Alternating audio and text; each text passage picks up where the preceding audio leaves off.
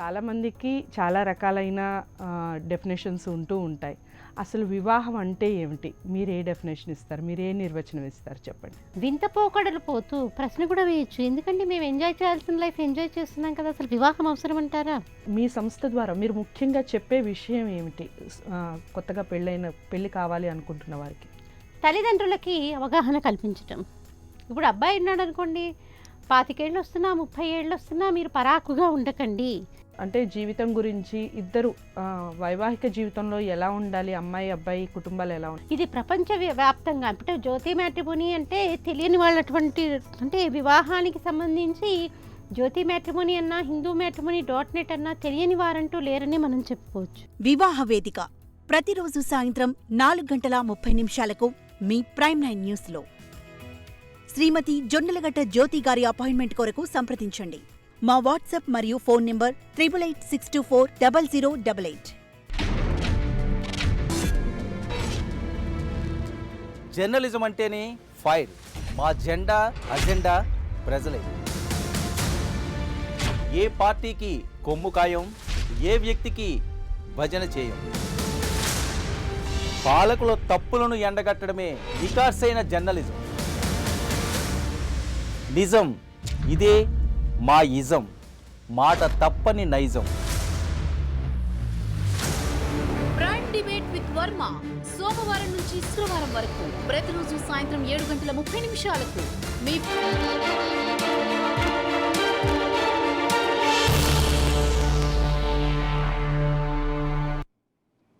Hot అంశాలపై debate. Hot topic స్వాగతం. ప్రస్తుతం మనతో పాటు ఉన్నటువంటి అతిథుల్ని పరిచయం చేస్తాను. Meda Sambasivarao, YSR Congress party Guntur parliamentary in charge, ప్రస్తుతం మనతో పాటు లైవ్లో జాయిన్ అవుతున్నారు. ద్వారపురెడ్డి జగదీష్, తెలుగుదేశం పార్టీ అధికార ప్రతినిధి, మనతో పాటు లైవ్లో జాయిన్ అవుతున్నారు. Doctor Parthasarathi, Bharatiya Janata party OC Morcha జాతీయ నాయకులు, మనతో పాటు లైవ్లో జాయిన్ అవుతున్నారు. బొలిశెట్టి సత్యనారాయణ, జనసేన రాష్ట్ర ప్రధాన కార్యదర్శితో పాటుగా దుగ్గరాజు శ్రీనివాస్, రాజకీయ విశ్లేషకులు కూడా మనతో పాటు లైవ్లో జాయిన్ అవుతారు. ఎన్నికలు అయిపోయినాయి, మినీ పోల్స్ కంప్లీట్ అయిపోయినాయి. ఇందులో ఒక్కొక్క దానికి ఒక్కొక్క తేడా కనబడతా వచ్చింది. మొదట పంచాయతీ ఎన్నికలు పూర్తి ఆధిపత్యాన్ని ప్రదర్శించింది YSR Congress party, but Telugu Desam party పోటీ ఇచ్చింది. అదే సందర్భంలో ఆ తర్వాత జరిగినటువంటి మినీ మున్సిపల్స్ 12 మున్సిపాలిటీలు, ఒక కార్పొరేషన్కి జరిగినటువంటి ఎన్నిక, అక్కడ తెలుగుదేశం పార్టీ గత ఎన్నికలతో పోల్చుకుంటే పుంజుకుంది.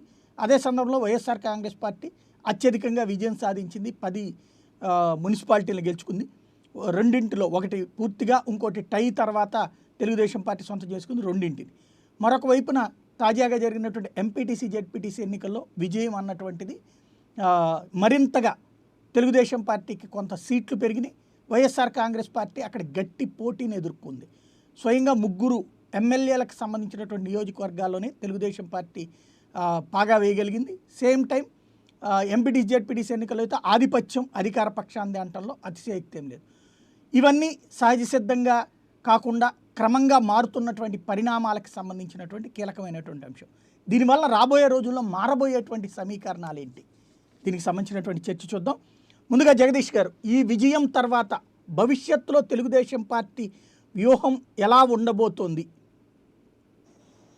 నమస్కారం సాయి గారు, అలాగే డిబేట్లో పాల్గొంటున్న మిత్రులందరూ కూడా హృదయపూర్వకంగా నమస్కారాలు తెలియజేసుకుంటూ, ఏదైతే ఈరోజు ఎంపీటీసీ స్థానాలు ఒకసారి చూసుకుంటే రాష్ట్రంలో అన్ని జిల్లాల్లో కూడా జడ్పీటీసీలు కానీ ఎంపీటీసీలు కానీ అన్ని జిల్లాల్లో కూడా తెలుగుదేశంతో పాటు జనసేన, సిపిఐ, సిపిఎం, బీజేపీ ఇవన్నీ కలిపి ఇవాళ half of the seats MPC 85 స్థానాల్లో దాదాపు 42, 43 దాకా ప్రతిపక్షం గెలుచుకుంది.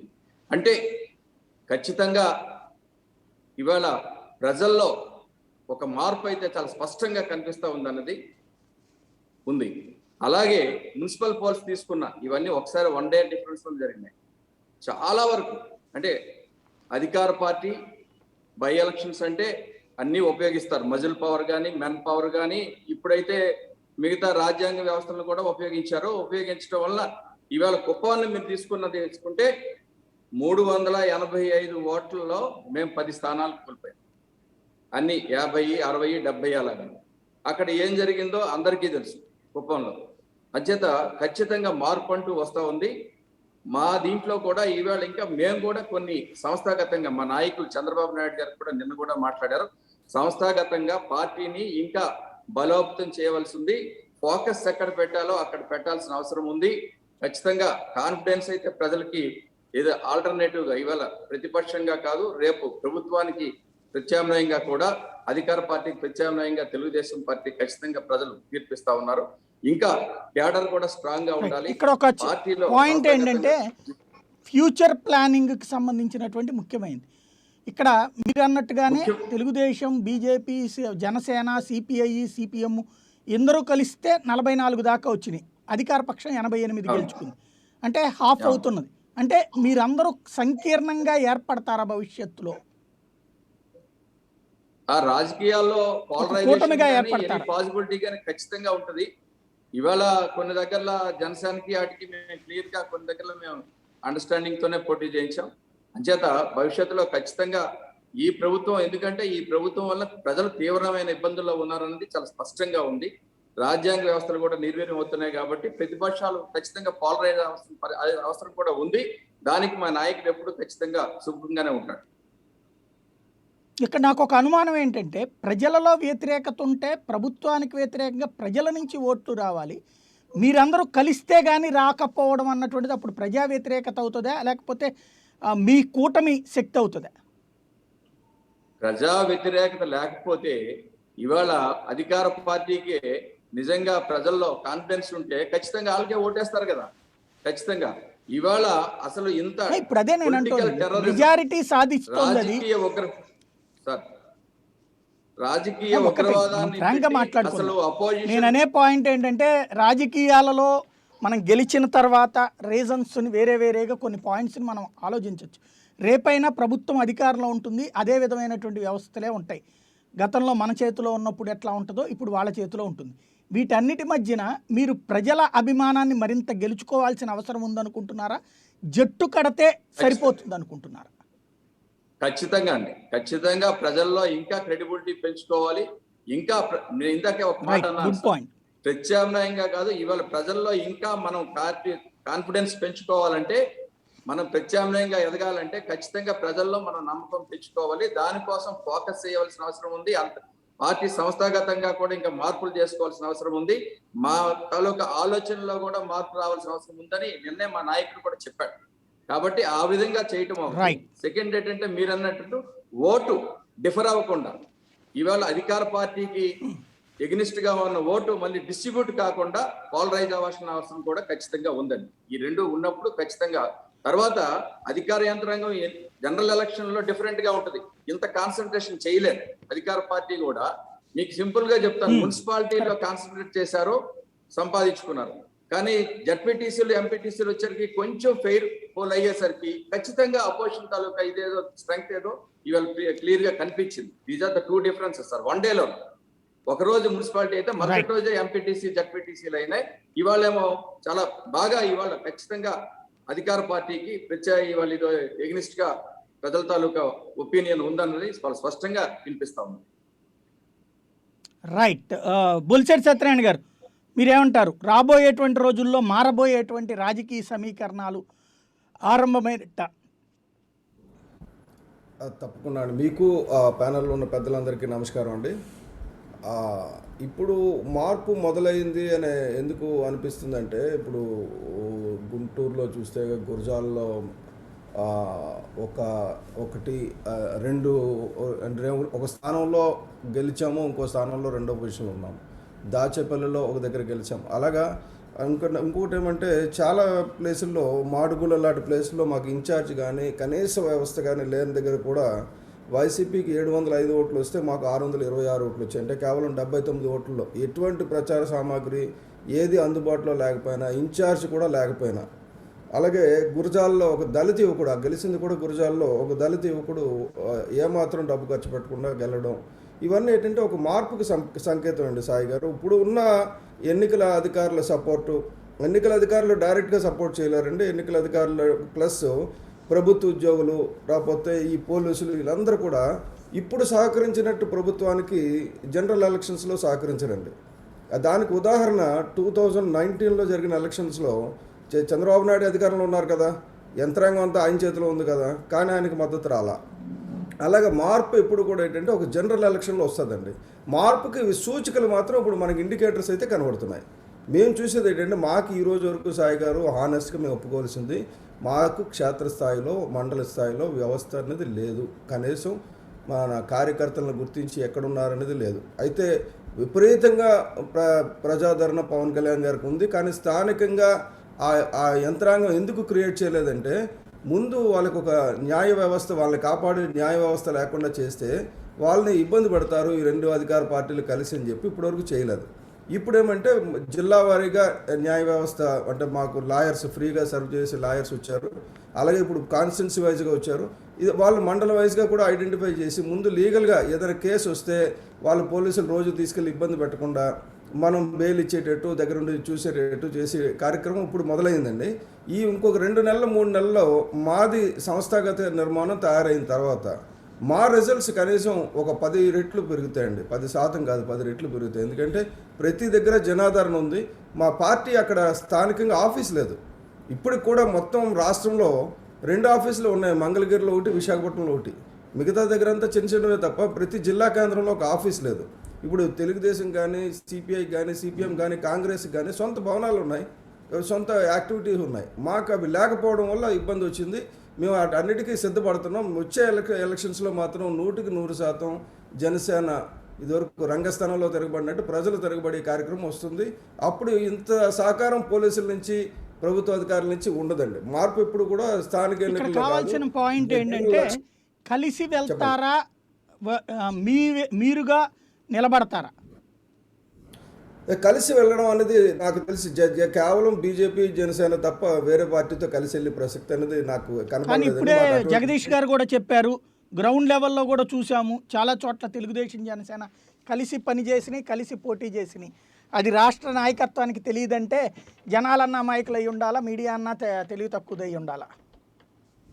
లేదండి, ఇద్దరు అమాయకులు కాదు, ఇద్దరు తెలివి తక్కువ కాదు. అలాగే ఆయన అధినాయకుడు చెప్పారు కాబట్టి ఆయన చెప్తున్నారు. మేము మాత్రం కలిసి వెళ్ళే ప్రసక్తి లేదని మా అధినాయకుడు చెప్పాడు కాబట్టి నేను దానికే స్టిక్ అయి ఉంటాను. ఎందుకంటే ఇప్పుడు కూడా స్థానిక ఎన్నికల్లో అక్కడ లోకల్గా బామర్దులు బావొక పార్టీలో బామర్ది ఒక పార్టీలో ఉంటాడు. వాళ్ళిద్దరు కలిసి పనిచేశారంటే 2 పార్టీలు కలిసినట్టు కాదండి. ముఖ్యంగా ఉభయ గోదావరి, గుంటూరు జిల్లా చాలా ఏరియాల్లో ఏంటంటే వాళ్ళు బంధువులు ఈ పార్టీలో ఆ బంధువులో ఉంటారు, ఆ పార్టీలోనూ అక్కడ ఉంటారు. మాకు ఇప్పటివరకు జరిగిన ప్రాబ్లం ఏమొచ్చిందంటే క్షేత్రస్థాయిలో పనిచేస్తున్న పార్టీ గురించి పనిచేస్తున్న ముందు నుంచి పనిచేస్తున్న కార్యకర్తలు కానీ నాయకులను కానీ గుర్తించి వాళ్ళకి టికెట్లు ఇవ్వకుండా వేరే వాళ్ళకి చాలా అనిపించుకుంటున్నారండి. కాకపోతే దాంట్లో ఉన్నటువంటి ఒక పాయింట్ చూడండి, ఇక్కడ కళ్ళెదురుగుండా అందరెదురుగుండా కనబడ్డాయి. ఈ గురజాల, దాచేపల్లి, తర్వాత ఇక్కడ జరిగినటువంటిది ఆకివీడు, ఇట్లాంటివన్నీ కూడా బహిరంగంగానే వేసుకుని మరీ జెండాలతో పనిచేశారు. అంటే నాయకత్వానికి తెలియకుండా చేశారా, లేకపోతే నాయకత్వంతో సంబంధం లేకుండా అట్లా కలిసి పనిచేస్తారా?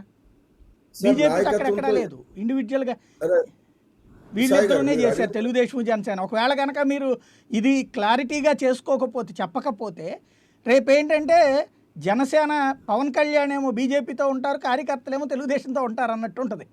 స్పష్టత మీకన్నా ఉందా? పోనీ ఏం జరుగుతుంది గ్రౌండ్ లెవెల్లో?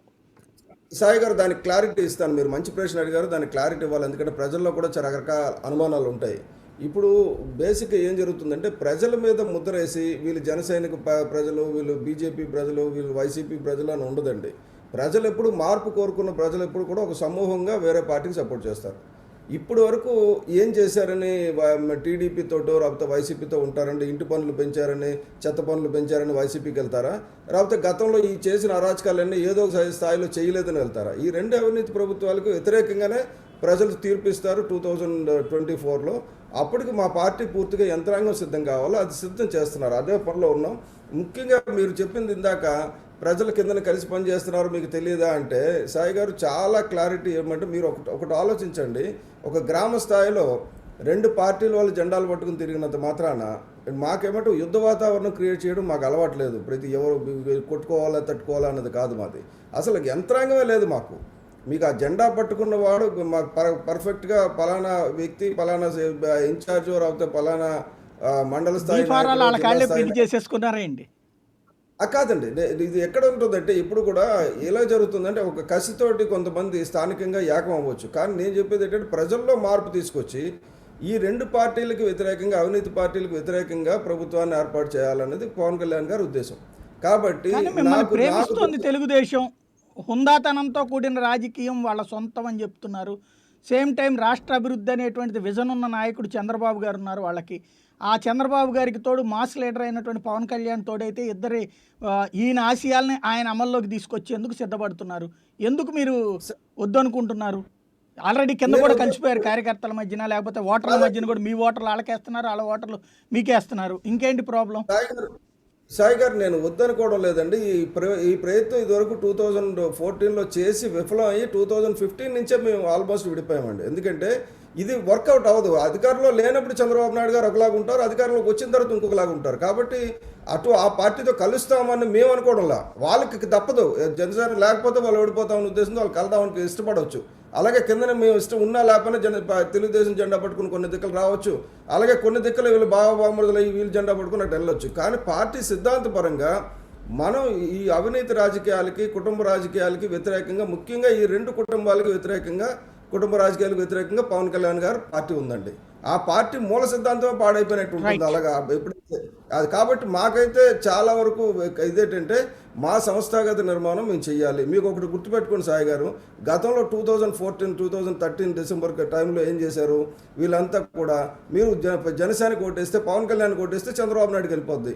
నా గుంటూరు, నేను చెప్తున్నాను, ఈస్ట్ గోదావరి, వెస్ట్ గోదావరి ప్రతి ఇంటికి వెళ్ళి చెప్పారండి ఇది వైసీపీ వాళ్ళు. మాకు ఓటేయమని అడగలా, మీరు చంద్రబాబు నాయుడు చూపించారు కదా. అది కాదు, అప్పుడు ఏమైందంటే మొత్తం ఒక్క నిమిషం సార్, జనసేన పార్టీలో రావాల్సిన వాళ్ళందరూ వైసీపీకి వెళ్ళిపోయారు. ఇంకొక తెలుగుదేశం నుంచి రావాల్సిన వాళ్ళందరూ తెలుగుదేశంలో కూర్చో. ఇప్పుడు తెలుగుదేశంలో ఉన్న, జనసేనలో ఉన్న, మా దగ్గర ఉన్న ప్రజలే కదండి. ప్రజల్ని ఎటువైపు కావాలంటే అటువైపు వెళ్తారు వాళ్ళు. ఆ టైం వచ్చేసరికి ఎవరు ఆపినా ఆగరు. కాబట్టి మాకు నా నమ్మకం ఏంటంటే ఇది ఒక రంగస్థలం సినిమా లాగా మార్పు ప్రజలు కోరుకున్నప్పుడు మొత్తం అంతా ఏకమై ఒక పక్క వస్తారు. ఆ గట్టునుంటావా ఈ గట్టునుంటావా అంటే అవి ఎవరైతే అవినీతి చేయరో ఆ గట్టును వచ్చేటట్టు చేస్తాం. ఇప్పుడు మాకు గెలిచిన వాళ్ళు 90% మీరు చూడండి పేదవాళ్ళు, అతి పేదవాళ్ళు. రైట్. ఆ పేదవాళ్ళ ఆశ మీరు అనుకుంటున్నారా, మీ ఇద్దరి కూటమి అనుకుంటున్నారా? మేమేనండి. వాళ్ళు ఎప్పుడు పేదవాళ్ళకి దగ్గరలో రానివ్వలేదు కదా. పేదవాళ్ళ దగ్గరలో తీసుకొచ్చి పార్టీలో సిన్సియర్గా పనిచేసే వాళ్ళు చంద్రబాబు నాయుడు గారు గుర్తిస్తే పరిస్థితి వేరేగా ఉండేది. అది లేదు కదా. అంతా సూట్ కేసు ఆయన ప్రమోట్ చేశారు, ఆ తర్వాత వీళ్ళు ప్రమోట్ చేశారు. రైట్. పార్థసారథి గారు, భారతీయ జనతా పార్టీ పరిస్థితి ఏంటి? మీరైతే శాంతం, మొన్న మున్సిపాలిటీలో 0, ఇప్పటికీ ఎంపీటీసీ జెడ్పీటీసీలో 1 ఎంపీటీసీ స్థానం గెలుచుకున్నారు. కాబట్టి మీకు ఇక గత్యంతరం లేదు కాబట్టి, తెలుగుదేశం పార్టీ పుంజుకుంటోంది కాబట్టి దాని వెనకాల వెళ్ళడం బెటర్ అనుకుంటున్నారా? సాయి గారు, మీకు డిబేట్లో ఉన్న పెద్దలకు నమస్కారం. మీరు చెప్పినట్టుగా భారతీయ జనతా పార్టీ పెద్ద ప్రభావం చూపలేదని మీరు చెబుతూ ఉండొచ్చు, కానీ బట్ మేమైతే చాలా లెక్క చెప్పింది నేను సీటు వరకు ఒకటే మీరు లెక్క చెప్పినప్పటికీ కూడా భారతీయ జనతా పార్టీ అన్ని చోట్ల పోటీ చేయడం, చేసిన చోటల్లా కూడా మంచి ఓట్ల శాతాన్ని తీసుకోవడం కూడా మాకు సంతోషాన్ని కలిగించే విషయమే. ఇప్పుడున్న పరిస్థితుల్లో వైఎస్ఆర్సీపీ ప్రభుత్వం చేస్తున్న దౌర్జన్యకాండలో ప్రతిపక్షాలు పోటీ చేయడమే గొప్ప విషయం అనుకున్న ఈ సందర్భంలో భారతీయ జనతా పార్టీ 0 నుంచి ఈరోజు ఎదుగుతూ ఉండడం మొన్న చూశారు. తిరుపతిలో కొంత రిజల్ట్ 1%, 2% తెచ్చుకున్న తర్వాత బద్వేల్లో 15% ఓట్లు తీసుకొచ్చాం. ఇప్పుడు కూడా మేము లెక్కేసి పర్సంటేజ్లు మా అధ్యక్షులు ఈరోజు రేపు ప్రకటిస్తారు. డెఫినెట్గా ఇంత ముందుతో కంపేర్ చేస్తే మేము మంచి ఫలితాలనే తెచ్చుకొచ్చాం, మంచి గౌరవప్రదమైన పొజిషన్లోనే ఉన్నామని చెప్తున్నాయి. ఎక్కడైనా సరే మేము కూడా సమీక్షించుకోవాలి. ఇక్కడ నాకు ఒక డౌట్ అండి. ఇప్పుడు వైఎస్ఆర్ కాంగ్రెస్ పార్టీ వాళ్ళకి వాళ్ళు ఎక్కడెక్కడ పోటీ చేశారు, ఎవరు గెలిచారు, ఎంత పర్సంటేజ్ అని ఐడియా ఉంది. తెలుగుదేశం పార్టీకి సేమ్ ఐడియా ఉంది. మీకు జనసేనకు అసలు ఎన్ని పోటీ చేస్తున్నారో, ఎక్కడ పోటీ చేస్తున్నారో, అభ్యర్థులు ఎవరో కూడా ఐడియా అన్నా ఉంటుందా? వాళ్ళు ఏ పార్టీలతో కలుస్తున్నారో, ఏం చేస్తున్నారో ఐడియా ఉందా? లేకపోతే మీరు వేరు, కార్యకర్తలు వేరు, పోటీ చేసేవాళ్ళు వేరా? అట్లాంటిదేం లేదు సాయి గారు, అది అపవాదు మాత్రమే. మాకు పార్టీ మిగతా పార్టీలు పోల్చుకుంటే మీరిద్దరూ కలిసి ఉన్నామంటారు. మీతో ఉన్నటువంటి వాళ్ళు ఏమో అవతల తెలుగుదేశంతో ఉంటుంది జనసేన, ఇటు మీరేం మేమిద్దరమే కలిసి ఉన్నాం అంటారు. అంటే జనాలకి ఏం చెప్తున్నారు మీరు ఇచ్చే సంకేతాలు? కనీసం ఒక క్లారిటీతో తప్పే ఉంది, ఇదిగో పొత్తు పెట్టుకుంటున్నాం అంటే తప్పేం లేదు, పొత్తు లేదు, అది తప్పు లేదు. ఒక స్పష్టత లేకుండా అటు ఇటు కాని సమాధానాలతో నడుస్తుంది. సాయి గారు, ఇప్పటికైనా సరే ఒక ఆలోచన ఉండాలా లేదా? 2.5 ఏళ్ల తర్వాతనైనా 2.5 సంవత్సరాల తర్వాత భారతీయ జనతా పార్టీకి చక్కటి క్లారిటీ ఉంది. నిన్న మొన్ననే మా అమిత్ షా గారు దిశానిర్దేశం చేసి వెళ్ళారు, స్పష్టత ఇచ్చారు కూడా. అయ్యా, ఏ పార్టీతో సంబంధం లేకుండా మీరు జనసేన కలిపి 2024లో అధికారం దిశగా అడుగులు వేయండి, పూర్తి స్థాయిలో ప్రజా ఉద్యమాల్లో పాల్గొనండి, అధికారమే లక్ష్యంగా మనం ముందుకెళ్తే సాధించగలుగుతాం. ఇన్ని రాష్ట్రాల్లో భారతీయ జనతా పార్టీ అధికారంలో ఏంటో కూడా జనానికి తెలియట్లేదు. పత్రికల్లో వచ్చిన లెక్క అయితే కనుక మీరు తెలుగుదేశంతో కలవడానికి సిద్ధంగా ఉండండి అని చెప్పినట్టే వచ్చింది. వైసీపీ మీద పోరాడాలి, మనం పొత్తులకు సంబంధించి మేము జాతీయ స్థాయిలో చూసుకుంటాము, ఏ టైంలో చేయాలో మేము చేసుకుంటాం, మీరు దానికి ప్రిపేర్డ్గా ఉండండి, అలా వచ్చినటువంటి వాళ్ళు టీడీపీ నుంచి వచ్చిన వాళ్ళని ఇబ్బంది పెట్టబాకండి, వాళ్ళందరినీ జాగ్రత్తగా చూసుకోండి, రేపో మాపో మళ్ళీ మనం కలుస్తామన్నట్టే పెట్టారు సాయి గారు. అందుకనే వస్తే నేను అడుగుతోంది ఇక్కడ సాయి గారు, ఈ ఇద్దరు విషయాల్లో ఏమీ తెలియట్లేదు మాకు. అమిత్ షా గారి పర్యటన, ఆయన ఏం చెప్పారన్నది 4 గోడల మధ్య మా నాయకులకు ఏ రకంగా దిశానిర్దేశం చేశారన్నది బయటికి తెలిసే అవకాశం లేదు. రెండవది, ఎవరికి నచ్చినట్టు వాళ్ళుగా విశ్లేషణ చేసుకోవడం సర్వసాధారణం. అంత పెద్ద నాయకుడు, వ్యూహకర్త వచ్చి రాష్ట్రంలో నాయకులతో మాట్లాడుతున్నాడు. విశ్లేషణ రాయట్లేదండి, వార్త రాస్తున్నారు. విశ్లేషణ అంటే ఎడిటోరియల్, ఎవరికి నచ్చిన వార్తలు వాళ్ళు రాసుకోవచ్చు, వాళ్ళకి ఫ్రీడమ్ ఉంది కాబట్టి రాసుకోవచ్చు కదా సాయి గారు. కానీ మాకు ఇచ్చిన క్లారిటీ అయితే స్పష్టంగా ఉంది. అయ్యా, మీ పార్టీని ఇక్కడ ఇంప్రూవ్ చేసే అవకాశాలు మెండుగా ఉన్నాయి. ప్రజల్లో ఉన్నటువంటి వైఎస్ఆర్సీపీ ప్రభుత్వం మీద విపరీతమైన వ్యతిరేకత ఉంది, అసంతృప్తి ఉంది. దాన్ని మీరు ప్రజల్లోకి వెళ్ళి ఎన్కాష్ చేసుకునే అవకాశం ఉంది. ఎదిగే అవకాశాలు భారతీయ జనతా పార్టీకి ఆంధ్రప్రదేశ్లో చాలా ఎక్కువగా ఉన్నాయి. దాని మీద దృష్టి పెట్టండి, ఉద్యమాల వైపున వెళ్ళండి, ప్రజల్లో ఒకరుగా ఉండి మీరు వాళ్ళ భరోసా కల్పించే ప్రయత్నం చేయండి అని అమిత్ షా గారు మాకు ఇచ్చినటువంటి. ఇంతవరకు వెళ్ళట్లేదని గుర్తించినట్టేనా? లేదండి, ఎన్నో సందర్భాల్లో భారతీయ జనతా పార్టీ జనసేనతో కలిపి ప్రజా ఉద్యమాల్లో పాల్గొంది. అటు దేవాలయాల విషయంలో అయితేనేమి, అంతెందుకు మొన్న పెట్రోల్ విషయంలో అయితేనేమి, రైతులకు సంబంధించిన ఇష్యూస్లో అయితేనేమి, ప్రతి ఒక్క చోట కూడా అసలు సిసలైన ప్రతిపక్ష పాత్ర భారతీయ జనతా పార్టీ జనసేన కలిసి చేస్తున్నాయనే విషయాన్ని మీకు గుర్తు చేస్తూ ఉన్నాను. ప్రజలకి ఇంకా దగ్గరగా వెళ్లాల్సింది. ఒకటి మాత్రం నిజం, ఒప్పుకోవాల్సింది ఏంటంటే, కేంద్ర ప్రభుత్వం, భారతీయ జనతా పార్టీ ప్రభుత్వం ఆంధ్ర రాష్ట్రంలో సీట్లు ఓట్లు లేనప్పటికీ కూడా ప్రజలకు అందిస్తున్న సంక్షేమ పథకాల్లో ఎక్కువ నిధులు ఇస్తూ ఉంది, ఆంధ్ర రాష్ట్రాన్ని అభివృద్ధి చేస్తూ ఉంది. రాష్ట్రంలో 100 రూపాయలు ఖర్చు పెడుతుంది రాష్ట్ర ప్రభుత్వం అంటే దాంట్లో 80 రూపాయలు కేంద్ర ప్రభుత్వం ఇచ్చిన డబ్బులే ఖర్చు పెడతా ఉంది. ఈ విషయాన్ని మరింతగా ప్రజల్లోకి తీసుకెళ్లాల్సిన అవసరం ఉంది. ఇక్కడ కొంత వైఫల్యం మాకు కనిపిస్తూ ఉంది. ప్రజలు ఇంకా ఒక మాట ఇవాల్టి అంటే నేను అనేది ఏంటంటే, మనం రెగ్యులర్గా యాంగిల్ కాకుండా ఇవాళ ఒక ఫ్రూట్ఫుల్ రూట్కి వెళ్దాం. అంటే ఎవరి యాంగిల్ ఏంటన్నది ఇక్కడ పాయింట్ ఏంటంటే, ఇవాళ తెలుగుదేశం పార్టీ బలోపేతం మళ్ళీ పెరగటం ప్రారంభమైంది. ఇక్కడ మీ పరిస్థితి చూస్తే అంతంత మాత్రం ఉంది. ఇక్కడ జగన్ మళ్ళీ పవర్లోకి రాకుండా ఉండాలి అంటే అందరం కలుద్దాం అనేటువంటి రూట్లో తెలుగుదేశం పార్టీ కూడా ఒకంత తగ్గి మాట్లాడుతోంది. ఇంతకుముందు 2018-19లో మిమ్మల్ని గురించి మాట్లాడినటువంటి తరహాలో లేదు. కాబట్టి ఇప్పుడు అందరికీ అవసరం కాబట్టి సర్దుకుపోతారా? సాయి గారు, ఇప్పుడు ఈరోజు తర్వాత ఇంకొక 2.5 సంవత్సరం మనకి ఎన్నికలు ఉండే అవకాశం లేదు. ఎన్నికల సమయంలో మాత్రమే ఈ పొత్తుల గురించి మాట్లాడాల్సిన అవసరం ఉంది. పొత్తులు కూడా మాట్లాడే స్థాయి మాది కాదు. కేవలం అధ్యక్షులు, రాష్ట్ర అధ్యక్షులు, అప్పుడు వెళ్ళారనుకోండి చివరి నిమిషంలో, అప్పటికి తెలుగుదేశం వాళ్ళు 25 మందో 40 మందో, ఇప్పుడు మీ ఇద్దరికి కావాలంటే కనీసం 25-40 కావాలి ఇవ్వాలి సీట్లు. ఆ 40 మంది వాళ్ళు ఎమ్మెల్యేలుగా ప్రిపేర్ అయ్యి ఉంటారు. మీరు అప్పటికప్పుడు ప్రిపేర్ అయ్యారనుకోండి, దానివలన రచ్చ అవుతుంది. ఇంతకుముందు నష్టపోయింది అట్లాగే. కాబట్టి ఒక స్పష్టతతో కూడినటువంటిది ఇప్పటి నుంచి ఉండాల్సిన అవసరం లేదంటారా? 2 సంవత్సరాల తర్వాత పరిస్థితులు ఎలా ఉంటాయో ఇప్పుడు ఊహించడం చాలా కష్టం సాయి గారు. బట్ మాకున్నటువంటి లక్ష్యం, మాకున్నటువంటి దిశానిర్దేశం మా అధ్యక్షులు, రాష్ట్ర అధ్యక్షులే కానీ, లేదా అమిత్ షా గారు ఇచ్చినటువంటి, లేదా నడ్డా గారు ఇచ్చిన ఆదేశాల ప్రకారంగా సొంతంగా ఎదగడానికి ప్రయత్నం చేయడమే మా ముందున్న మొదటి లక్ష్యం. ఈరోజు పొత్తుల గురించి కానీ ఇంకోరు ఎదుగుతున్నారు, ఇంకోరు తగ్గుతున్నారన్న ఆలోచన మాకు లేనే లేదు. ఎక్కడెక్కడైతే మేము వెనుకబడి ఉన్నామో ఎదుగుతామన్న నమ్మకం ఉందా సొంతగా? 100కు 100% ఉందండి. ఎందుకంటే ఇప్పుడు ఎదిగి చూపిస్తున్నాం కదా. గత ఎన్నికల్లో ఏదైతే సర్పంచ్ ఎన్నికలైనా, జెడ్పీటీసీ, ఎంపీటీసీ ఎన్నికల్లో మాకు పడిన ఓట్ల శాతం కానీ, తిరుపతి నుంచి బద్వేలుకు వచ్చినప్పుడు వచ్చినటువంటి 1% నుంచి 17%. 2019తో పోల్చుకుంటే ఎక్కువే అయ్యి ఉండొచ్చు, కానీ 2014తో పోల్చుకుంటే కంపారిజన్లో తక్కువే ఉంటుంది కదా. తెలుగుదేశంతో కలిసి ఉన్నప్పుడు మీ ఓట్ల పర్సెంటేజ్ పెరుగుతూ వచ్చింది. తెలుగుదేశంతో లేకుండా 98లో మాత్రం బాగా వచ్చింది. కానీ ఆ తర్వాత 99లో వాళ్ళతో కలిసియరు, తర్వాత మన 2014లో కూడా వాళ్ళతో కలిశారు. కాబట్టి మీ పర్సంటేజ్ టీడీపీతోనే చెప్తారు. అప్పుడు మీరు విడిగా చూసుకుంటే 0.8కి వచ్చారు. అప్పుడు మీరు ఎట్లాగా ఫ్యూచర్లో ఇవాళ పెరిగారు కొంచెం, ఓకే ఇండివిజువల్గా, అది జనసేనతో కలవడం వల్ల అంటారు. మళ్ళీ అప్పుడు ఎలా మీరు? ఏది ఏమైనప్పటికీ సాయి గారు, ఇప్పుడు మా ఆలోచన అంతా కూడా ఇంకోరికితో కలవడం కలవకపోవడం కంటే కూడా భారతీయ జనతా పార్టీ ప్రభుత్వం, కేంద్ర ప్రభుత్వం చేస్తున్న విధానాలు ప్రజల్లోకి తీసుకెళ్ళి వాళ్ళలో భాగస్వాములై వాళ్ళ గుడ్విల్ క్రియేట్ చేసుకోవడం, వాళ్లకు భరోసాను కల్పించడం.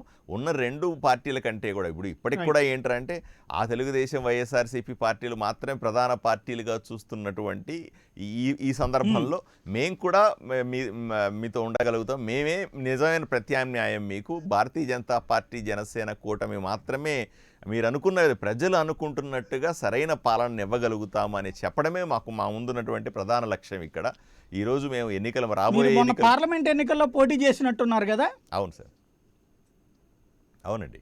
కర్నూలు పార్లమెంట్ నుంచి నేను పోటీ చేశాను. అప్పటికి ఇప్పటికి తేడా ఏం కనిపించింది పబ్లిక్? చాలా తేడా ఉందండి. అప్పుడు నేను 2019లో ఎన్నికల్లో పోటీ చేసినప్పుడు కనీసం మండలంకి వెళ్తే, ఒక గ్రామానికి వెళ్తే మమ్మల్ని రిసీవ్ చేసుకునే ఒక మనిషి ఉండేవాడు కాదు. మేము ఈ భారతీయ జనతా పార్టీ నుంచి వస్తున్నామని చెప్పాల్సి వచ్చేది.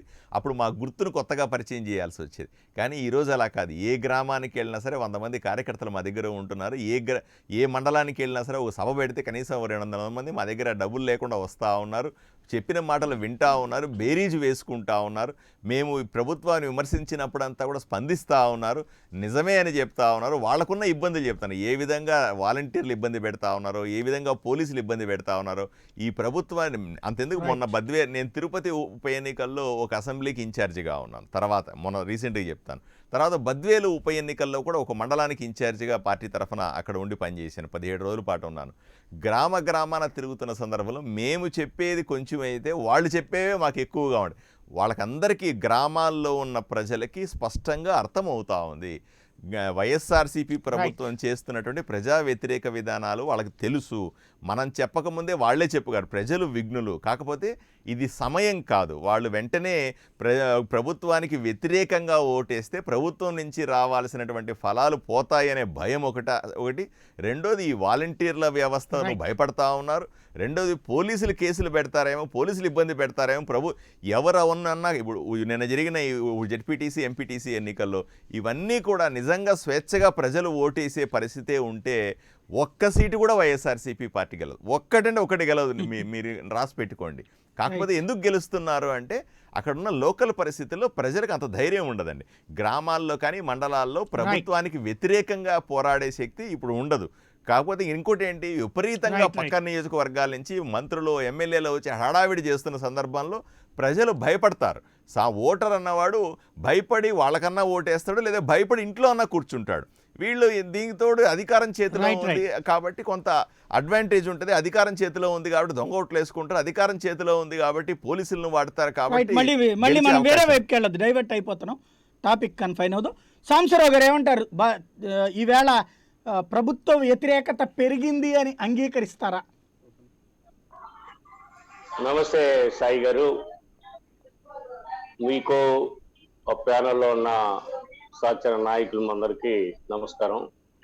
మేము మా ఓట్ పర్సంటేజీ మొన్న మీకు ఒక 15 రోజుల నాడు 20 రోజుల నాడు ఎలక్షన్ ముందు స్టార్టింగ్ చేసేటప్పుడు 55-56 నుంచి వచ్చాం. 60% ఎట్టాలని చూస్తున్నాం. వీళ్ళ యొక్క ఆర్థిక విధానాలు, బీజేపీ యొక్క దేశవ్యాప్తంగా ఆర్థిక విధానాలు కానీ, తెలుగుదేశం యొక్క కోర్టులలో ప్రభుత్వానికి ప్రజలకి వేసే కోర్టుల్లో చేసే విధానాలు కానీ, వాళ్లే మాకు ప్రచారం తీసుకొస్తున్నారు. మేము 30 లక్షల ఇల్లు తీసుకొస్తే కోర్టులో స్టే ఇచ్చారు.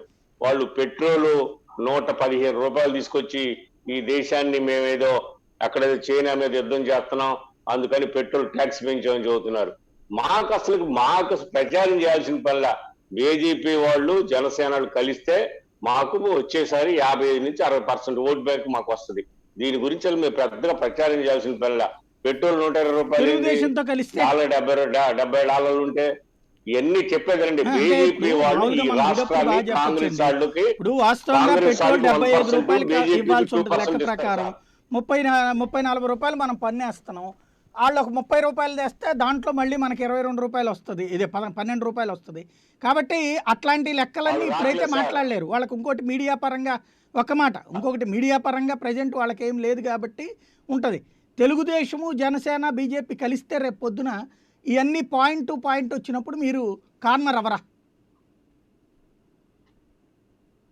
ఇప్పుడు వాళ్ళు 2014 కలిస్తే 1.5% కదండి సాయి గారు. ఇవాళ అప్పుడు వేరు, అప్పుడు మీరు ప్రభుత్వంలో ఎప్పుడు రాలేదు కాబట్టి 2014 కలిశారు కదా. ఇప్పుడు ప్రభుత్వం వచ్చిన తర్వాత వచ్చేది 2014లో మోడీ హవా ఉన్నప్పుడే మేము 1.26 తో ఓడిపోయాం.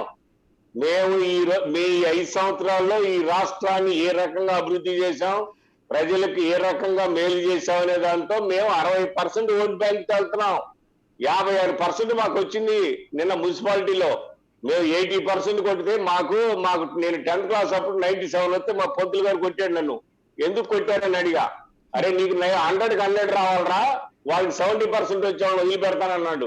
అట్టనే మాకు 80% వస్తే మాకేది తెలుగుదేశానికి గనక మీకు మా పుంజుకుంది అన్నారు. 80% వస్తే ఇక 90% రావాలా? 90% వస్తే రిగింగ్ చేశారంటారు.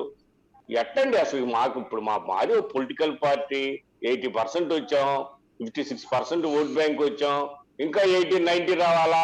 తెలుగుదేశం పుంజుకోకుండా ఉంటుందా? తెలుగుదేశం 40 సంవత్సరాల పార్టీ, 40 సంవత్సరాల పార్టీ, మన 40% ఓట్ బ్యాంక్ వచ్చింది. చాలా తెలివైన వాళ్ళకి వాళ్ళు ఏం పెరిగారా? Vote bank పెరిగారా? ఒక్క మాట మొన్న జరిగినటువంటి మున్సిపల్ ఎలక్షన్స్తో పోల్చుకుంటే ఇప్పుడు అప్పట్లో 21% వచ్చింది తెలుగుదేశానికి, ఇప్పుడు 33% వచ్చింది. అదే సందర్భంలో ఎంపీటీసీ జెడ్పీటీసీల్లోకి వచ్చాడు మొన్నటిసారి. సరే బాయ్కాట్ అనుకోండి, ఈసారి మీతో దాదాపుగా ప్రతి చోట పోటీ పడింది. ఒక 500-1000 ఓట్ల తేడాతో వచ్చింది. మీ దగ్గరకు వచ్చేటప్పటికి ఎమ్మెల్యేల సొంత నియోజకవర్గాలలో ఓటమి పాలైనటువంటి పరిస్థితి ఉంది. అంటే మీ ఎమ్మెల్యేల పట్ల వ్యతిరేకత అవుతుంది. ఒకే రోజున అన్నీ మారిపోవు ఖచ్చితంగా. ఇప్పుడు అంతకుముందు నంద్యాల, కాకినాడలో వాళ్ళు అట్లాగే గెలిచారు. అప్పుడు అలాగే మమ్మల్ని ఎవరు దగ్గరలో కూడా రాలేరు అనుకున్నారు. అదే పరిస్థితిలో మీరు వెళ్తున్నారా ఇప్పుడు? అది గారు సాయి గారు, ఒక విశ్లేషణ చేద్దాం. 2019లో మేము 30 సీట్లు 1015 గెలిచాం. అంటే అక్కడ తెలుగుదేశం పార్టీ చాలా స్ట్రాంగ్ గా ఉంది. ఆ 30 నియోజకవర్గాల్లో వాళ్ళు కూడా కొన్ని సీట్లు గెలుస్తారు, కొన్ని మండలాల్లో వాళ్ళకి చాలా గట్టిగా ఉంటది, గెలుస్తారు. అది మనం గుర్తించాలా. అచ్చం మనం ఇప్పుడు పొన్నూరు ఉందండి, 1500తో గెలిచాం. తాడికొండ 1800తో గెలిచాం. నిన్న 2 ఎంపీటీసీలు పోయినాయి. అక్కడ వాళ్ళకి పోయినసారి ఆ మండలాల్లో 6000 వచ్చింది. నిన్న ఎంపీటీసీలో 280 గెలవకుండా ఎట్టుంటారు అసలు పొలిటికల్ పార్టీ? అసలు తెలుగుదేశం పార్టీ గెలవకుండా ఎట్టుంటది? మనం జీర్ణించుకోలేని మనం ఒక 30 సీట్లు మేము 2000తో గెలిచామండి. మొన్న 151లో 27 సీట్లు 2000 లోపు గెలిచాం మేము. ఆ 2000 సీట్లో గెలిచిన సీట్లన్నీ ఏదో 2-3 మండలాలు గట్టిగా వాటి కోల్డ్ ఉంటుంది. ఆ ఓల్డ్ ఉన్న సాట వాళ్ళు ఎంపీటీసీలు గెలుస్తారు 40 ఓట్లు 50 ఓట్లు.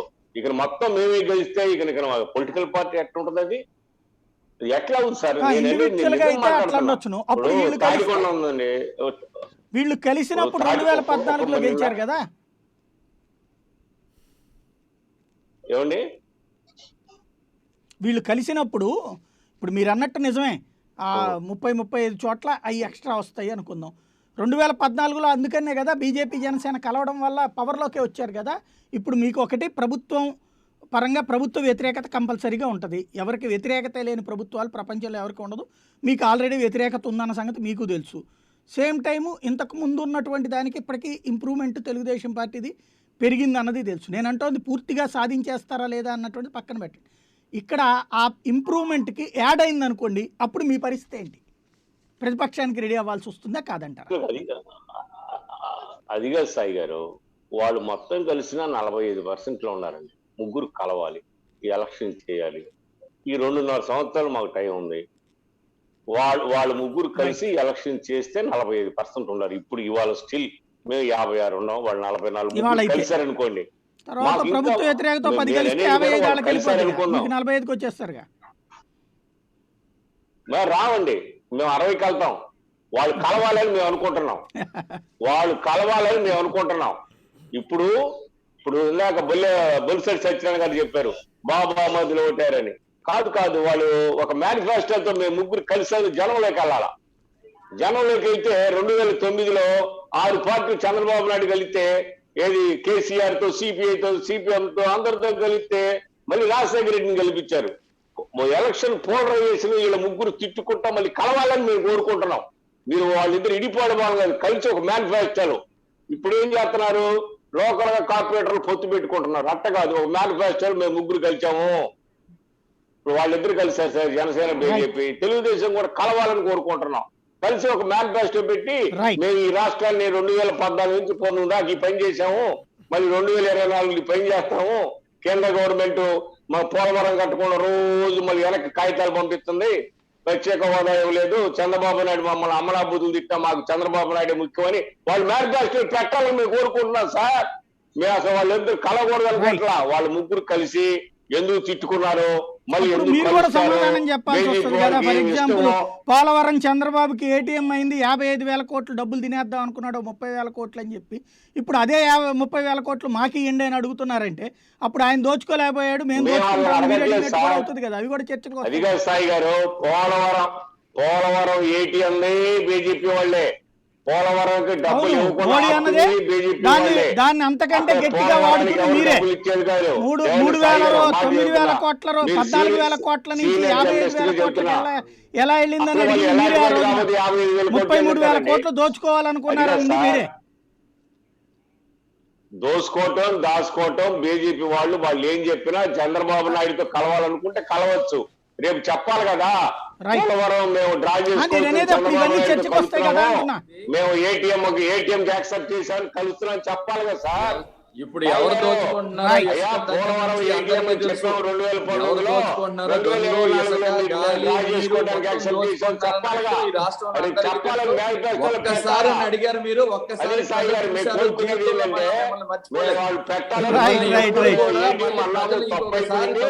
తీసుకోరు. ఒకసారి చేసిన తర్వాత ఈ రాష్ట్రం ఎంత అధోగతి పాలైందో. క్రాస్ టాక్ అవుతుంది. ఒక్క నిమిషం, క్రాస్ టాక్ ఇద్దరిది అర్థం కాదు ఒకేసారి. ఒక్క నిమిషం, మళ్ళీ వస్తాను మీ దగ్గరికి. దుగ్గరాజ్ శ్రీనివాస్ గారు ఏమంటారు? ఈ మొత్తం పరిణామాలు చూస్తే సమీకరణాలు మారుతాయా? రాజకీయ సమీకరణాలు, కొత్త పొత్తులు ఎత్తులు చూడొచ్చా? అందరికీ నమస్కారం అండి. ఇవాళ డిబేట్ నాకు బాగా నచ్చిందండి ప్రారంభం. ఎందుకంటే అన్ని పార్టీలు కూడా చాలా నిజాయితీగా మాట్లాడాయి. అంటే వాళ్ళ బలహీనతలు ఏమిటో ఒప్పుకున్నారు, బలాల గురించి చెప్పుకునే ప్రయత్నం జరిగింది. సో కాబట్టి ఇది చాలా ఆరోగ్యకరమైనటువంటి విశ్లేషణ వాళ్ళు చేస్తున్నటువంటిది. తిరుపతికి వైకాపా గారు కూడా అవతల పార్టీలకు కూడా బలం ఉందనేటువంటి విషయం ఒప్పుకున్నారు. ఈ ఫలితాలు ఏమిటంటే ప్రజలలో మాత్రం కేవలం సంక్షేమ పథకాల వల్ల మేము అన్నీ సాధిస్తాం అనుకోవద్దు అనే హెచ్చరిక మాత్రం ఉందండి. నిజంగా సంక్షేమ పథకాలు 100% అందరూ కనుక చక్కగా అనుభవిస్తూ ఉంటే ఒక్క సీటు కూడా ఇంకో పార్టీకి వెళ్ళకూడదు. ఎందుకంటే ఈ స్థానిక ఎన్నికలు చాలా చిన్న స్థాయిలో జరిగేటువంటి, సో వాళ్ళ గ్రామంలో వాళ్ళకి ఏం అందుతుందో వాళ్ళకి తెలుసు. అలాగే వాళ్ళ మండలంలో లేదా వాళ్ళ జడ్పీటీసీ ఏరియాలో కానీ ఎంపీటీసీ ఏరియాలో కానీ ఏమి అందుకుంటున్నామో వాళ్ళకి తెలుసు. కాబట్టి అందరికీ అన్నీ అందుతున్నప్పుడు మరొక పార్టీకి ఓటు వేయాలి అనే ఆలోచన వాళ్ళకి అసలు రాకూడదు.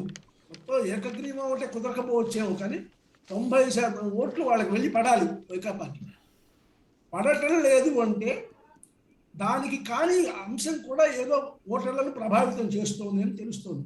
సో 55% నుంచి 60% వెళ్ళాలని కోరుకుంటూ ఓకే. అయితే ప్రతిపక్షాలు పూర్తిగా తీసేస్తాము, ఉండదు, అపోజిషన్ ముక్త ఆంధ్రప్రదేశ్ అనేటువంటిది మాత్రం సాధ్యం కాదు. ఇది తెలిసిపోయిందండి. జాగ్రత్తగా పనిచేసుకుంటే మళ్ళీ వాళ్ళ పాత క్యాడర్ని కనుక జాగ్రత్తగా తయారు చేసుకొని మళ్ళీ వాళ్ళ రంగంలోకి దించి వాళ్ళని కనుక ప్రోత్సహిస్తే తెలుగుదేశంకు అవకాశం ఉంది అని కూడా అనిపిస్తుందండి. అయితే తెలుగుదేశం ఇక మిగతావి జనసేన కానీ బీజేపీ కానీ వ్యవస్థాగతంగా నిర్మాణం లేదు అని వాళ్ళే ఒప్పుకుంటున్నారు. సో వ్యవస్థాగత నిర్మాణం ఎంతకాలం పడుతుంది? వ్యవస్థాగత నిర్మాణం చేయకపోతే అసలు రాజకీయం ఎందుకు, పార్టీలు ఎన్నికలు నిలవడం ఎందుకు, అది వాళ్ళు తెలుసుకోవాల్సిన అవసరం ఉంది. చిట్ట చివరికి బలహీనత అంటే వ్యవస్థాగత బలహీనత, కార్యకర్తలను పెంచుకోలేకపోవటం, గ్రామాల్లోకి ప్రవేశించలేకపోవటం, ఈ బలహీనతలన్నీ కలిసి చిట్ట చివరికి సరే మనం బతకాలంటే తెలుగుదేశం కలవాలి, తెలుగుదేశం పొత్తు పెట్టుకోవాలి అనేటువంటి పరిస్థితికి ఈ రెండు పార్టీలు తెస్తుందేమో అనే సందేహం ఉందండి నాకు. అంటే మనం ఎంత ప్రయత్నం చేసినా కూడా ఒక్క అడుగు కూడా ముందుకు వెళ్ళట్లేదు.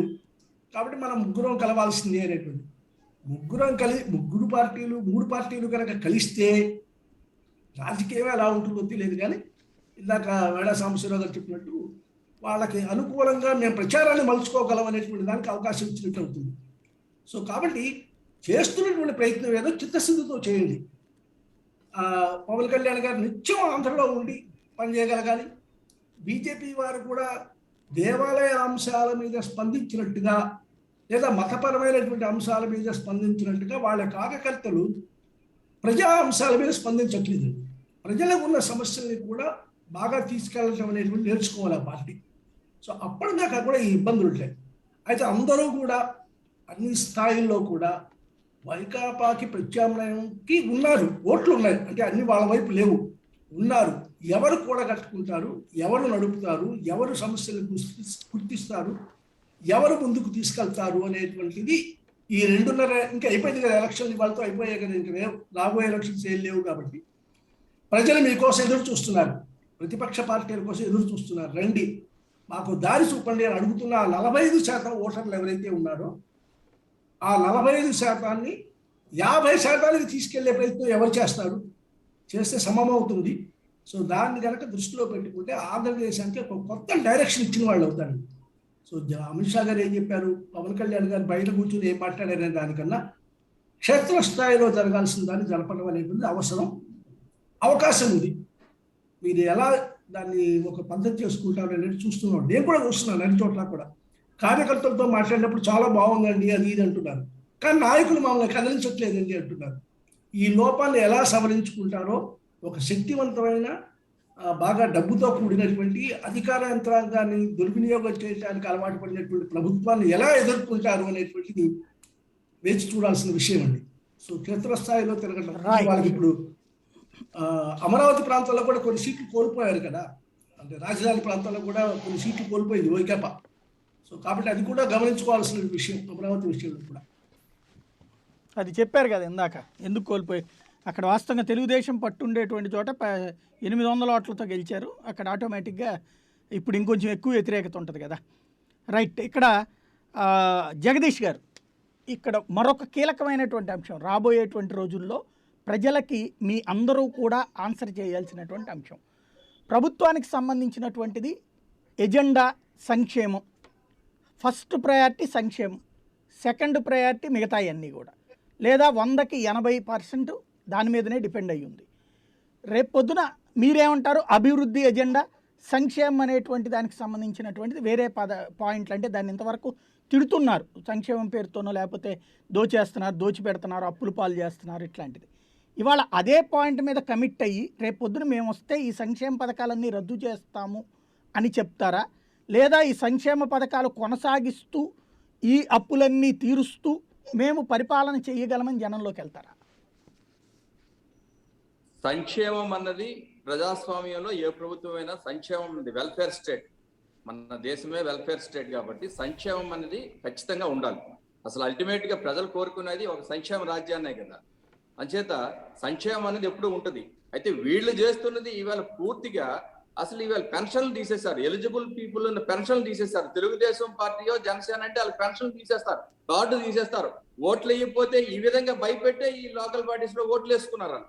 సంక్షేమం అనేది పేపర్లో కనిపిస్తా ఉంది కానీ ప్రజల్లో లేదు. ఉంటే ఇంత చేంజ్ ఎందుకు వస్తుంది? ఇప్పుడైనా ఫెయిర్ పోల్ చేయమనండి. లోకల్ బాడీస్ లో ఫెయిర్ గా ఫ్రీ అండ్ ఫెయిర్ పోల్ చేసి ఉంటే ఖచ్చితంగా ఇంకా ఎక్కువ తిరగబడే జనం ఓట్లు వేసేవాళ్ళు. మీకు సింపుల్ గా చెప్తాను, ఎంత టెర్రరైజ్ చేస్తా ఉన్నారంటే కుప్పంలో ఈ ఏవైతే పోస్టల్ బ్యాలెట్లు ఉన్నాయో ఒక్క ఎంప్లాయీ కూడా ఓట్ చేయలేదు. అంటే వైసీపీకి వేయడానికి ఇష్టం లేదు, తెలుగుదేశానికి ఓటేస్తే వాళ్ళని కొడతారో తిడతారో లేకపోతే సస్పెండ్ చేస్తారని చెప్పి. అంటే మార్పు ఎంత ఉందంటే సింపుల్ గా ఒకప్పుడు ఎంప్లాయీసే జగన్మోహన్ రెడ్డి గారు కావాలని కోరుకునే వాళ్ళు ఇవాళ ఒక్క ఓటు కూడా వైసీపీకి వేయలేదు. తెలుగుదేశంకి వేస్తే వాళ్ళని ఇంకా ఉంచరు. అంచేత అంత చేంజ్ ఉంది. వీళ్ళు చెప్పేది సాక్షి పేపర్లోనో లేకపోతే పేపర్లో అడ్వర్టైజ్మెంట్ల వరకే వెల్ఫేర్ ఉంది కానీ నిజంగా వెల్ఫేర్ స్టేట్ అయ్యి ఉంటే ఏమండి పక్క రాష్ట్రాలు, నేను కుప్పంలో ఉన్నా 15 రోజులు, తమిళనాడుకి వెళ్ళి నేను డీజిల్ పెట్రోల్ కొట్టించుకునేవాడిని, ఎందుకంటే అక్కడ 10 రూపాయలు తక్కువ. ఇవన్నీ ప్రజలు గమనిస్తా ఉన్నారు. వీళ్ళు ఎక్కడ వెల్ఫేర్ ఉంది? ఏవో 4 పథకాలని రోజు పేపర్లు అడ్వర్టైజ్మెంట్లు వేసుకొని చెప్పేస్తే అది వెల్ఫేరా? చంద్రబాబు నాయుడు గారు అడుగుతుంది జగదీష్ గారు, చంద్రబాబు నాయుడు గారు చేసిన వెల్ఫేర్ ఇప్పుడు గెలటానికి నేను అడిగే పాయింట్ అదేనండి. అంటే ఒక్క మాట నేను అడిగేది పూర్తిగా వినండి, ఒక్కసారి వినండి. సంక్షేమం వాళ్ళు చేసింది గ్రౌండ్ లెవెల్కి వెళ్ళిందా లేదా అనేటువంటి దాని మీద కామెంట్ చేయొచ్చు. సంక్షేమ పథకాలు ఇప్పుడు వాళ్ళు ఒక 10 నవరత్నాలు అని పెట్టారండి. ఆ నవరత్నాలు అనేటువంటిదే సంక్షేమం వాళ్ళు చెప్పేటువంటిది. ఆ సంక్షేమ ఫలాలు అందినయా లేదని జనం చూపెడుతున్నారు. కాబట్టినే మీరు అందరూ కలిపితేనే 45. దాన్ని ఏదో మనం చెప్పచ్చు. ఇప్పుడు ఇదివరకు మీరు పవర్లో ఉన్నప్పుడు మీరు అన్యాయాలు చేశారంటారు వాళ్ళు, ఇప్పుడు వాళ్ళు పవర్లో ఉన్నప్పుడు మీరు చేశారు. కాబట్టి అది పక్కన పెట్టేయండి. ఎజెండా పరంగా రేపు నవరత్నాలని ఉంచుతారా, తీసేస్తారా మీరు వస్తే? నవరత్నాలు క్వశ్చనే లేదండి. మా సంక్షేమం, మేము ఎన్టీ రామారావు గారు సంక్షేమ రాజ్యంతోనే మేము పార్టీ పెట్టాం. మా పాలసీలు మాకున్నాయి. అన్నా క్యాంటీన్ లాంటి మంచి పథకాలను కూడా వీళ్ళు తీసేసి ఏం చేస్తారండి? అన్నా క్యాంటీన్ లాంటి ఎలాంటి బ్రహ్మాండమైన పథకాలు చంద్రబాబు నాయుడు గారు పెట్టారు. అంచేత ఖచ్చితంగా మా సంక్షేమం ప్రజలకు కూడా తెలుసు. ఒక్కసారి అని మోసపోయారు, మళ్ళీ మోసపోరు. ఖచ్చితంగా మా సంక్షేమ పథకాలు మావి క్లియర్ గా ఉన్నాయి. హౌసింగ్ కానీ మీ టైంలో చేసి ప్రజలకి నేరుగా పంపించిన సంక్షేమం ఏంటో చెప్పండి. మేము ప్రజల నుంచి ఎన్ని చేశామండి? ఈవెన్ మేము సంక్రాంతికి వీటన్నిటికీ పండగ కానుకలు చేసాం, రైతు రుణమాఫీ చేసాం. అక్కడ నుంచి తీసుకోండి, మీరు ఏమైనా అన్నా క్యాంటీన్లు పెట్టాం, ఇవాళ టిట్కో హౌసింగ్. ఇవాళ ఈ ప్రభుత్వం ఇంతవరకు ఏమి చేయలేక మళ్ళీ మేము కట్టిన ఇళ్ళనే టిట్కో హౌసింగ్ లో రంగులు మార్చి ఇవాళ ఇస్తా ఉన్నారు. అంచేత మా తాలూకా వెల్ఫేర్ ప్రోగ్రామ్స్ తీసుకుంటే ఈవేళ వ్యవసాయం పూర్తిగా అయిపోయింది, పూర్తిగా నాశనం అయింది. ఒక్క మైక్రో ఇరిగేషన్ కానీ దేని కానీ ఒక్క సబ్సిడీ లేదు వీళ్ళ దగ్గర. అసలు హార్టికల్చర్ డిపార్ట్మెంట్, అగ్రికల్చర్ డిపార్ట్మెంట్ లో అసలు పని చేయటం లేదు పూర్తిగా. అక్కడ మీరు ఒకసారి క్షేత్రస్థాయిలో చూడండి. రైతులు విమర్శల దగ్గరికి వెళ్తున్నారు. ఆఖరికి ఇప్పుడు డివిజన్ జరుగుతున్నది. ఒక్క మాట జగదీష్ గారు, కరెంటు మోటార్లు జగదీష్ గారు ఈ రోజు ఒక్క మాట చెప్పండి. మనం టాపిక్ డైవర్ట్ అయ్యేది అక్కడే. ఇప్పుడు అవన్నీ మీరు విమర్శ సహజం కాదన్నాను నేను, అది మీకు హక్కు. కానీ ఇక్కడ మన టాపిక్ డైవర్ట్ కాకుండా ఇప్పుడు ఈ పథకాలన్నీ సాంతం రద్దు చేసేస్తాము మేము అనే పాయింట్తో వెళ్ళేటట్టయితే మీరు చెప్పినటువంటి విధంగా అన్న క్యాంటీనో లేకపోతే కనుక రైతు రుణమాఫీ సంపూర్ణంగా చేసి డ్వాక్రా రుణమాఫీ అసలు చేసి ఉంటే మిమ్మల్ని అసలు పక్కనే కూర్చోబెట్టేవాళ్ళు కదా, కాదు కదా. ఇవాళ రోజున సంక్షేమ పథకాలు సాంతం రద్దు చేసి మళ్ళీ పాత పద్ధతి తెస్తాను అంటారు అనే పదంతో వెళ్ళగలుగుతారా జనంలోకి? ఇవన్నీ ఎవరికి ఏ డబ్బులు? ఖచ్చితంగా మా పథకాలు ఈవేళ పెన్షన్స్ పెంచింది మేమండి. పెన్షన్స్ ఎందరికి కావాలంటే ఇచ్చిందని మేమండి. ఇవాళ ప్రజలన్నీ ఐడెంటిఫై చేస్తా ఉన్నారు. అలాగే మీకు ఇవాళ ఇవన్నీ కూడా కరెంటు బిల్లులు కానీ మేము 5 సంవత్సరాల్లో కరెంటు బిల్లు అంటూ పెంచలేదు. ఇవాళ వీళ్ళు ట్రూ ఆఫ్ ఛార్జీలు అని అవన్నీ విపరీతంగా పెంచారు. ఇవన్నీ వెల్ఫేర్ ప్రోగ్రామ్సే కదా.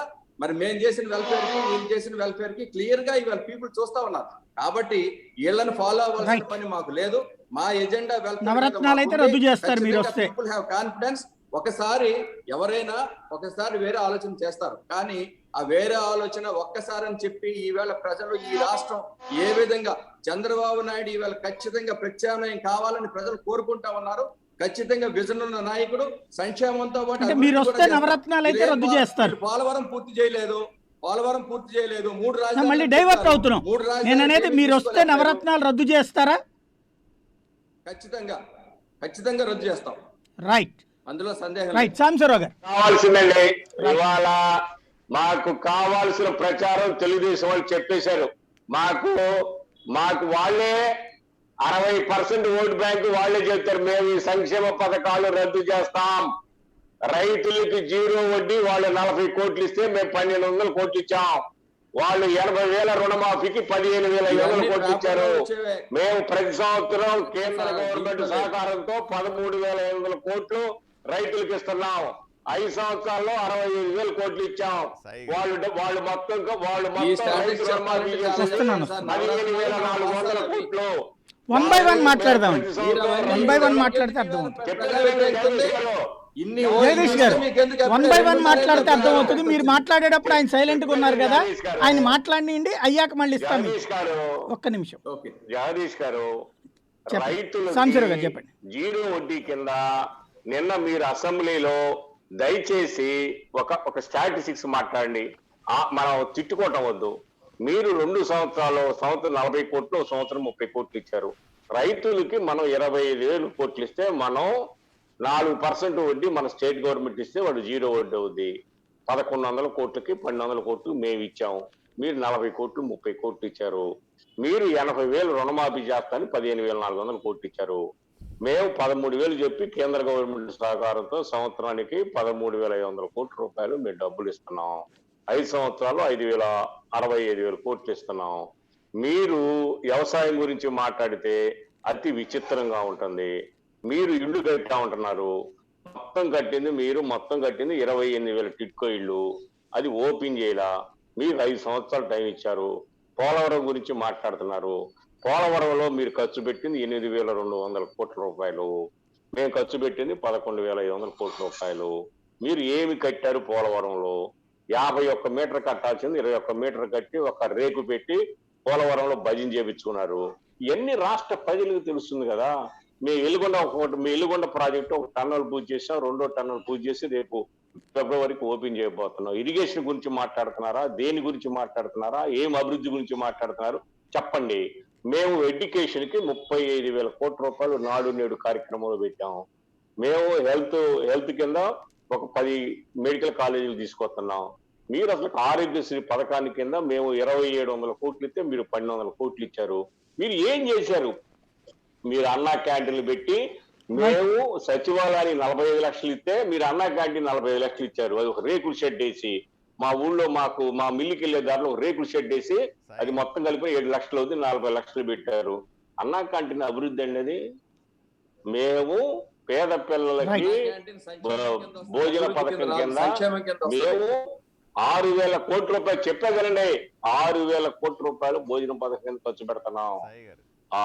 ఎడ్యుకేషన్ ఒక ప్రాథమిక హక్కుగా మేము భావిస్తున్నాం. మౌలిక సదుపాయాలు చేయడానికి చేస్తున్నాం.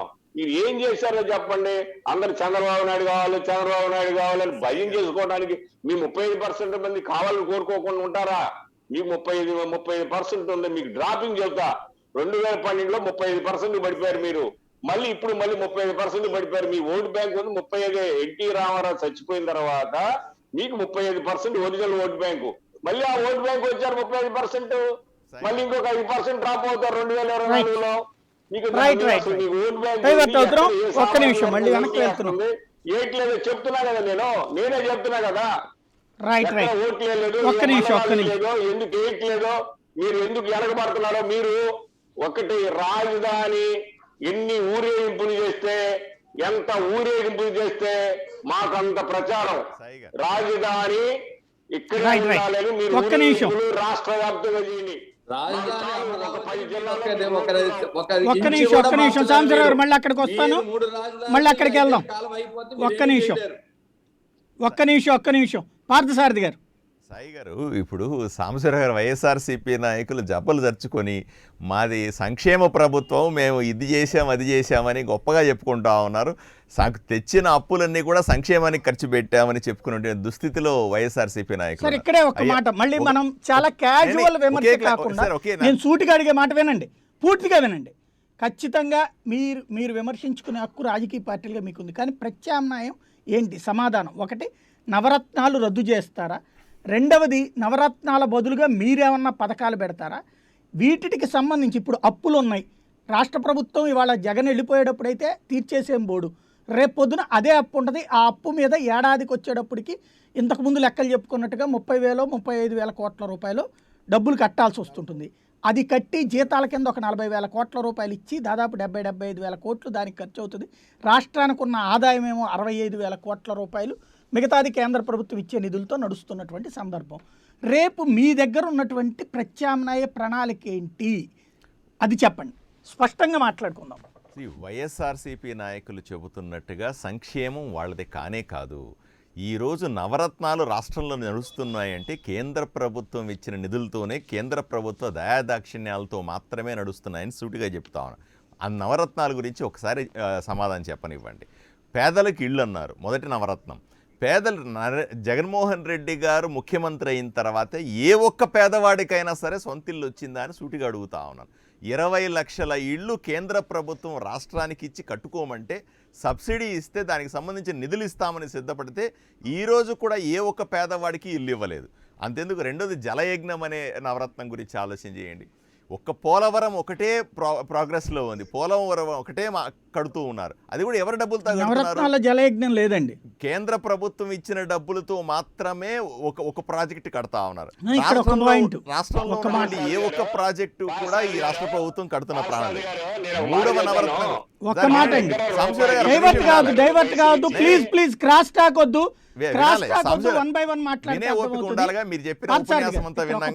నేను అడిగే మాట వినండి సార్, మెయిన్ ఇవాళ ఒక అమ్మ ఒడో లేకపోతే ఆసరానో ఇట్లాంటి పథకాలన్నీ ఉన్నాయి కదా, ఓ 15,000 20,000 వేస్తా ఉన్నటువంటి అవన్నీ అయితే కేంద్రం ఇచ్చే డబ్బులు కాదు, రాష్ట్రం తెచ్చే అప్పు, నో డౌట్. అది ఈ అప్పుల వల్లనే పెడతామని వాళ్ళు మొహమాటం లేకుండా చెప్తున్నారు. ఈ అప్పులు ఆపేసి అవి ఇవ్వడం ఆపేస్తారా? ఆపేస్తామని చెప్పి జనం దగ్గరికి వెళ్ళి ఓటు తెచ్చుకుంటారా? తెచ్చుకోగలరా? భారతీయ జనతా పార్టీ సంక్షేమాన్ని అభివృద్ధిని కూడా బ్యాలెన్స్ చేసుకెళ్లాలనే సూత్రం మాది. మేము ఇప్పుడు పాలిస్తున్నటువంటి బీజేపీ పాలిత రాష్ట్రాలన్నింటిలో కూడా ఈరోజు జగన్మోహన్ రెడ్డి గారు చెబుతున్నటువంటి సంక్షేమం కంటే అద్భుతమైన సంక్షేమాన్ని చేసి చూపిస్తున్నాం. సంక్షేమంతో అప్పులు పాలవట్లేదు, సంక్షేమంతో పాటుగా అభివృద్ధిని జోడించి ఈరోజు మేము రాష్ట్రాలను అభివృద్ధి చేస్తున్న ఘనత మాది. అదే రకమైన ఫార్ములా ఏదైతే గుజరాత్లో మేము అభివృద్ధి చేసి చూపించాం, ఏదైతే ఉత్తరప్రదేశ్లో చేసి చూపించాం, అదే ఆంధ్రప్రదేశ్లో. అంటే మనం ఫ్రాంక్గా మాట్లాడుకుందాం, ఎడ్యుకేటెడ్ డిబేట్ చేసుకుంటే బాగుంటుంది. ఇప్పుడు అక్కడ వాళ్ళకి రుచి తెలియదు, ఎందుకంటే ఇవ్వాల. ఇప్పుడు తమిళనాడులో ఈ పథకాలు పెట్టిన తర్వాత అమ్మ క్యాంటీన్ తీసే దమ్ము ధైర్యం స్టాలిన్కి రావట్లా. లేదంటే ఆయన కలర్ టీవీ ఇస్తే ఈయనేమో ల్యాప్టాప్ ఇస్తాడు, అంతే తప్పించి ఆగట్లా. ప్రారంభం కాకపోతే నష్టం లేదు. మీకు అక్కడ మధ్యప్రదేశ్, రాజస్థాన్, ఛత్తీస్గఢ్లోనో అవి ప్రారంభించలేదు కాబట్టి నో ప్రాబ్లం. ఇక్కడ రుచి చూశారు, రుచి చూసిన తర్వాత రేపు పొద్దున వద్దు అంటారా? వద్దండి మీరు వచ్చి చాలు మాకు అని అంటారా జనం? దానికి మీ దగ్గర ఏముంది?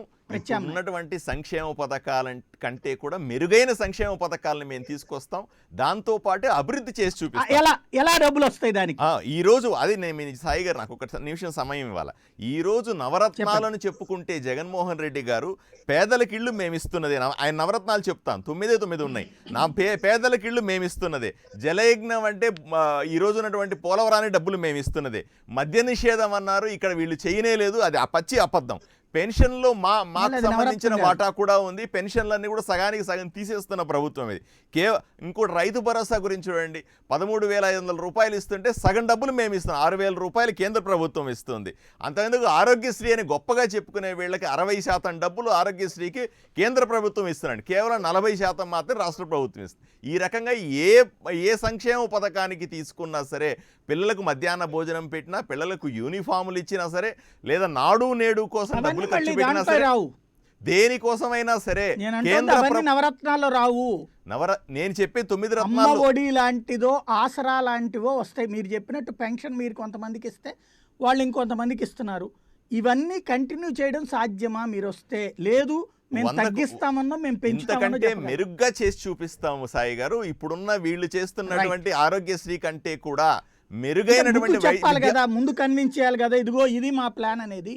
100కు 100 సాయి గారు ఈరోజు చేస్తున్నటువంటి సంక్షేమ పథకంతో సంక్షేమ పథకాలు అమలు చేస్తున్నామని చెప్పి అబద్ధాలు చెప్పి ప్రజల్ని మభ్యపెట్టే ప్రయత్నం చేస్తున్నారో, నిజమైన సంక్షేమం జరగట్లేదు. అసలు సిసలైన సంక్షేమం ఏంటో, అసలు సిసలైన అభివృద్ధి ఏదో భారతీయ జనతా పార్టీ చేసి చూపిస్తుందని మాత్రం ప్రజల ముందుకు వెళ్తాం సాయి గారు. రైట్. బొలిశెట్టి సత్యనారాయణ గారు మీరేమంటారు? ఒక ఉమ్మడి ఎజెండాతో పబ్లిక్ ఒక స్పష్టత ఇచ్చి వెళ్లాల్సిన అవసరం ఉందా, లేదా ప్రభుత్వ వ్యతిరేకత ఆధారంగా సమిష్టిగా వెళ్లాల్సి ఉందా? సాయి గారు ఇప్పటి వరకు నా మాట నాకు అనిపిస్తుంది. సాయి గారు ఇప్పటి వరకు వచ్చిన రిజల్ట్స్ చూస్తే వైసీపీ కానీ అంతకుముందు టీడీపీ టైంలో కూడా వాళ్ళు జన్మభూమి అని ఇవన్నీ అవన్నీ వాళ్ళు పెట్టారు, నవరత్నాలు అని వీళ్ళు పెట్టారు. అయితే ఇవన్నీ కూడా బేసిక్గా రైట్స్ అండి, పబ్లిక్ తాలూకు రైట్స్. ఏంటంటే ఇప్పుడు ఆరోగ్యశ్రీ ఆర్టికల్ 21 ప్రకారంగా వాళ్ళకి ఇవ్వాలి, ఫ్రీ రీఎంబర్స్మెంటు ఆర్టికల్ 21A ప్రకారంగా ఇవ్వాలి, పేదలందరికీ ఇల్లు ఆర్టికల్ 19(1) ప్రకారంగా ఇవ్వాలి. అలా ప్రతిదీ ఏంటంటే రాజ్యాంగబద్ధంగా సంక్రమించాల్సిన హక్కుల్ని వీళ్ళు పార్టీ తరపు నుంచి ఇస్తున్న ఏదో జగనన్న పథకం అని ఇతను, చంద్రన్న పథకం అని అతను, ఇదేంటంటే డబ్బులు ప్రజలవి. జగన్మోహన్ రెడ్డి గారి తండ్రివి కాదు, చంద్రబాబు నాయుడు గారి తండ్రివి కాదు. అయితే వీళ్ళు పేర్లు పెట్టి ప్రజలను మోసం చేస్తున్నారండి. ముఖ్యంగా మీరు ఇందాక ఒక ప్రశ్న అడిగారు, ఈ సంక్షేమ పథకాలు ఆపేస్తారా మీరు వస్తే, లేకపోతే ఈ సంక్షేమ పథకాలకు నిధులు ఎక్కడి నుంచి తెస్తారు? ఈ చాలా చాలా ఇంపార్టెంట్ ప్రశ్న అండి, అది తప్పించుకోవాల్సిన అవసరం లేదు. ఈ సంక్షేమ పథకాలకు నిధులు ఎక్కడి నుంచి వస్తాయంటే వీళ్ళు చేస్తున్న అక్రమాలు ఆపేస్తే వస్తాయండి. సాయి గారు, దేశం మొత్తం మీద ఎక్కడికైనా వెళ్ళి ఒక విస్కీ బాటిల్ కొనుక్కోవాలంటే క్రెడిట్ కార్డు ఇచ్చినా, డెబిట్ కార్డు ఇచ్చినా, గూగుల్ పే చేసినా ఇస్తారు. మన ఆంధ్రప్రదేశ్లో క్యాష్లోనే అమ్ముతారు. ఎందుకు? ఇది ఒక మేడా సాంబశివరావు గారిని అయిపోయిన తర్వాత సమాధానం చెప్పమన్నాను, మధ్యలో మాట్లాడొద్దని చెప్పండి. అయిపోయిన తర్వాత మన ఆంధ్రప్రదేశ్లో క్యాష్లో ఎందుకు అమ్ముతున్నారు? ఈ ఇసుక మాఫియా ఇదివరకు టీడీపీ చేస్తుంది, అంతకుముందు కాంగ్రెస్ చేసింది. ఇప్పుడు వీళ్ళు వస్తే ఆపుతామన్నారు, కొత్త పాలసీ తీసుకొస్తామన్నారు. ఏం తీసుకొచ్చారు? ఎందుకు ఇసుక రేటు అంత పెరిగింది? ఇవన్నీ కూడా ప్రభుత్వ హయాంలో ఉన్న ప్రతి గని, ఒక్కొక్క ఊర్లో ఉన్న ఒక్కొక్క గనిలోంచి డబ్బులు వందల వేల కోట్లు ఒక గ్రామం నుంచి బొంబాయి కంపెనీకో, ఢిల్లీ కంపెనీకో, రాత్రి మన రాష్ట్రంలో ఉన్న కొంతమంది రెడ్లకో, కొంతమంది చౌదరులకో, కొంతమంది నాయుడులకో వెళ్ళిపోతుంది. అలా కాకుండా ఏ గ్రామంలో ఉన్న ఖనిజం, ఏ గ్రామంలో ఉన్న సహజ సంపద ఆ గ్రామానికి ఉపయోగపడేటట్టు చేయడం, గ్రామాలను సమృద్ధి చేసి. సార్, నేను ఇదివరకు కేజ్రీవాల్ గారు ఒక పుస్తకం రాశారు, స్వరాజ్ అని.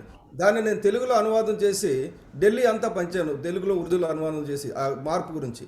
అందులో ఏం రాశారంటే, ఒక గ్రామం కానీ నిజంగా వాళ్ళు సహజ వనరులు ప్రాపర్గా వాడుకుంటే గ్రామం వేరేవరకు డబ్బులు ఇచ్చే పరిస్థితులు ఉంటుంది, గ్రామం డబ్బులు అడుక్కునే పరిస్థితులు లేదు. హివ్రీ బజార్ అనేది పూణేలో ఒక పంచాయతీ గత 30 ఏళ్ళుగా పక్క వాళ్ళకి డబ్బులు ఇస్తుందని ఎక్కడి నుంచి డబ్బులు తీసుకోవాలి, కేంద్రం నుంచి కూడా నిధులు వద్దని ఆపేసింది.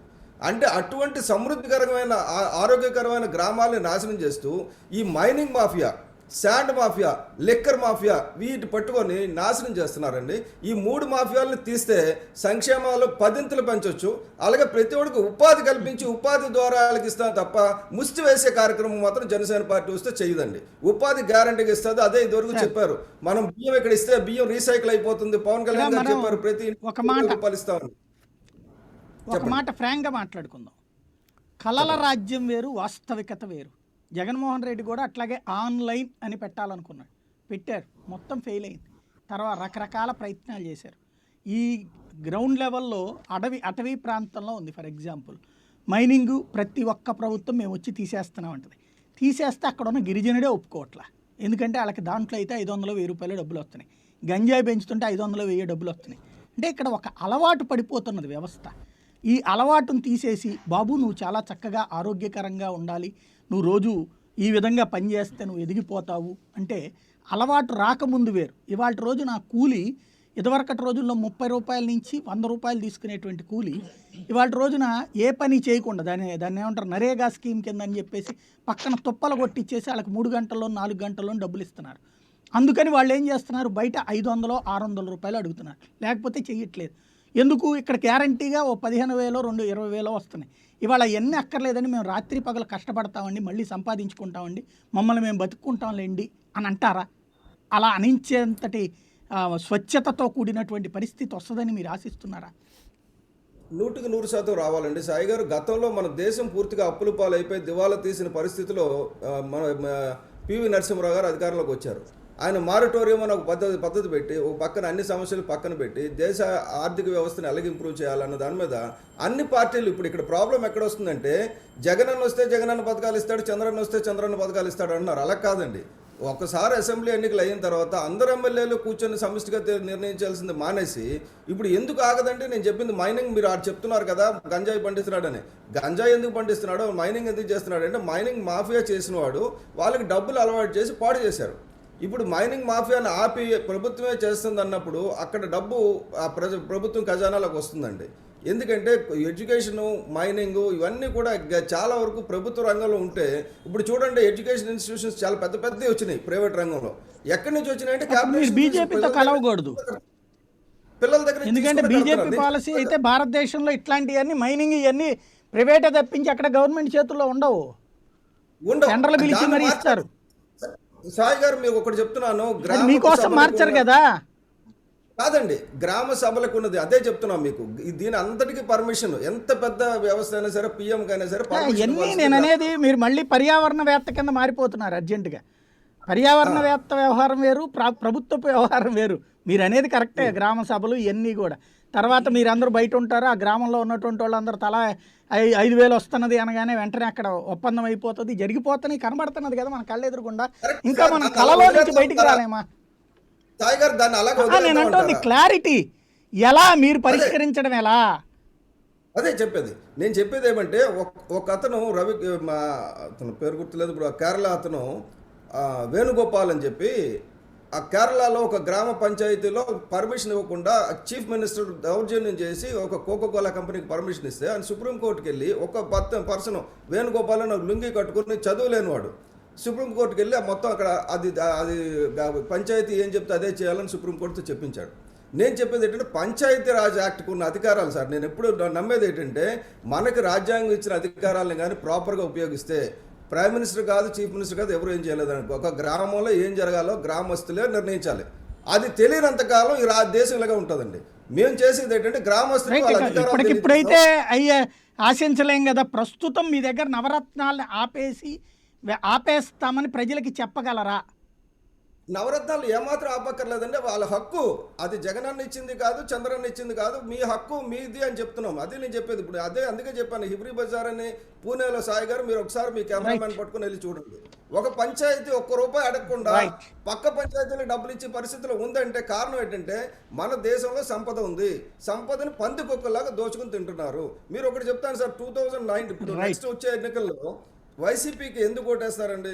కాపులకు 10,000 కోట్లు ఇస్తామని చెప్పి 2,000 కోట్లు ఇచ్చినందుక, 5 సంవత్సరాల్లో రాష్ట్రాన్ని దివాలా తీసినందుక, ఇంటి పన్ను పెంచినందుక, చెత్త మీద పన్ను వేసినందుక, నిరుద్యోగం పెరిగినందుక, ఉద్యోగాలకు ఇస్తానన్నది ఇవ్వకుండా ఉంచినందుక, బకాయిలు ఇవ్వకుండా ఉంచినందుక. అలాగే ఇదివరకు గతంలో బాబు వస్తేనే జాబ్ వస్తుందని బ్రహ్మాండ ప్రచారం చేసుకుని వచ్చారు, జాబ్ రాలేదు, తీసేశారు. అది అయిపోయింది టీడీపీ గత చరిత్ర. ఇప్పుడు ఏంటంటే వైసీపీ ఇప్పుడు ప్రస్తుతం వీళ్ళు చేసిన రాష్ట్రం జీతాలు ఇచ్చి పని కాదు కదా, మీరు చెప్తున్నారు సంక్షేమ పథకాలు వచ్చే సంవత్సరం అమలు చేయడానికి అప్పిచ్చేవాడు ఉండడండి. అప్పుడేం చేస్తారు జగన్మోహన్ రెడ్డి గారు చెప్పండి? రైట్, ఎక్కడి నుంచి? కరెక్ట్ పాయింట్, రైట్, ఇది మెయిన్ పాయింట్. సాంబశివరావు గారు ఏమంటారు? వచ్చే నెల డబ్బు రాకపోతే ఎక్కడి నుంచి తీసుకొచ్చేస్తాడండి? ఈయన తాత దగ్గర తీసుకొస్తాడా, లేకపోతే 1,00,000 కోట్లు దొంగతనం చేసిన దాన్ని తీసుకొచ్చేస్తాడా? సంపదను బట్టి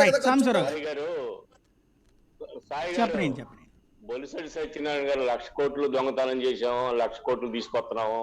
ఇప్పటికి 27 నెలలు అయింది.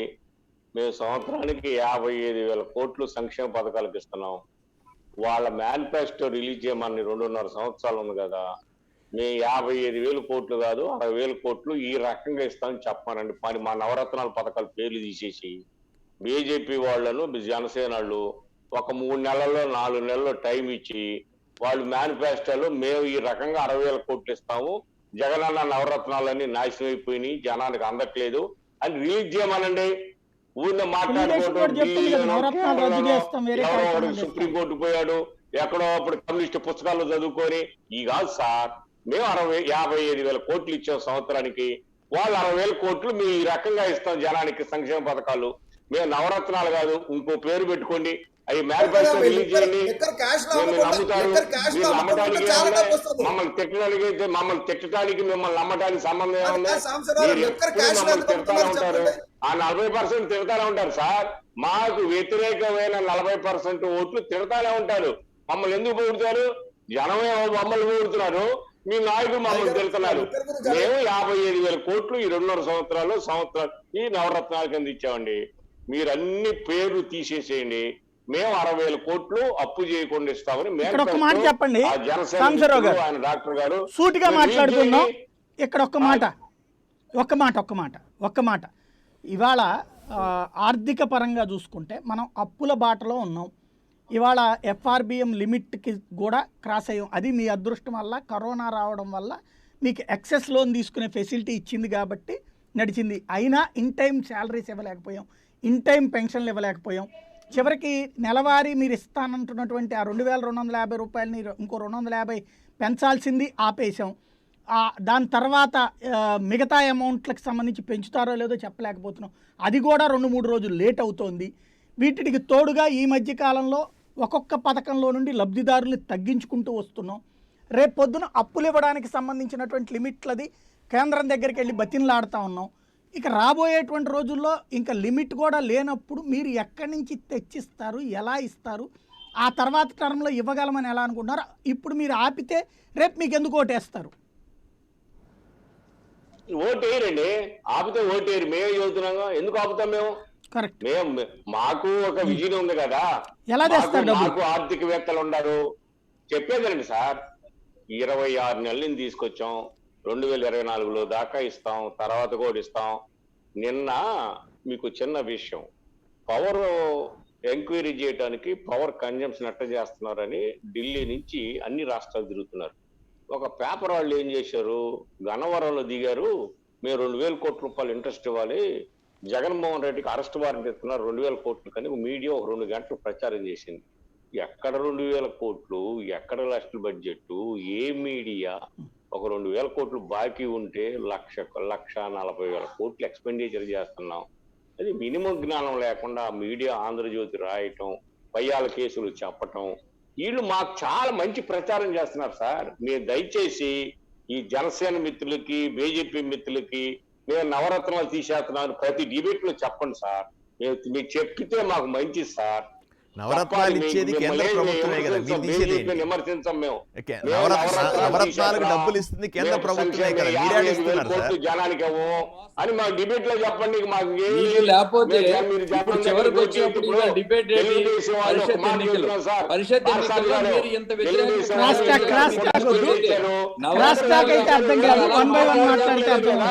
ఉంటే ఆయన అలాగే మాట్లాడుతుంటారు. ఇవాళ ఏంటి పరిషత్ ఎన్నికలు సార్? జగదీష్ గారు, మీరు చేసింది పసుపు కుంకుమ 10,000 ఇచ్చి 10,000 కోట్లు ఇస్తే మేము 55,000 కోట్లు ఇస్తున్నాం. సంక్షేమం గురించి మీరు ఇస్తే మీకు ఎందుకు ఓట్లేస్తారు?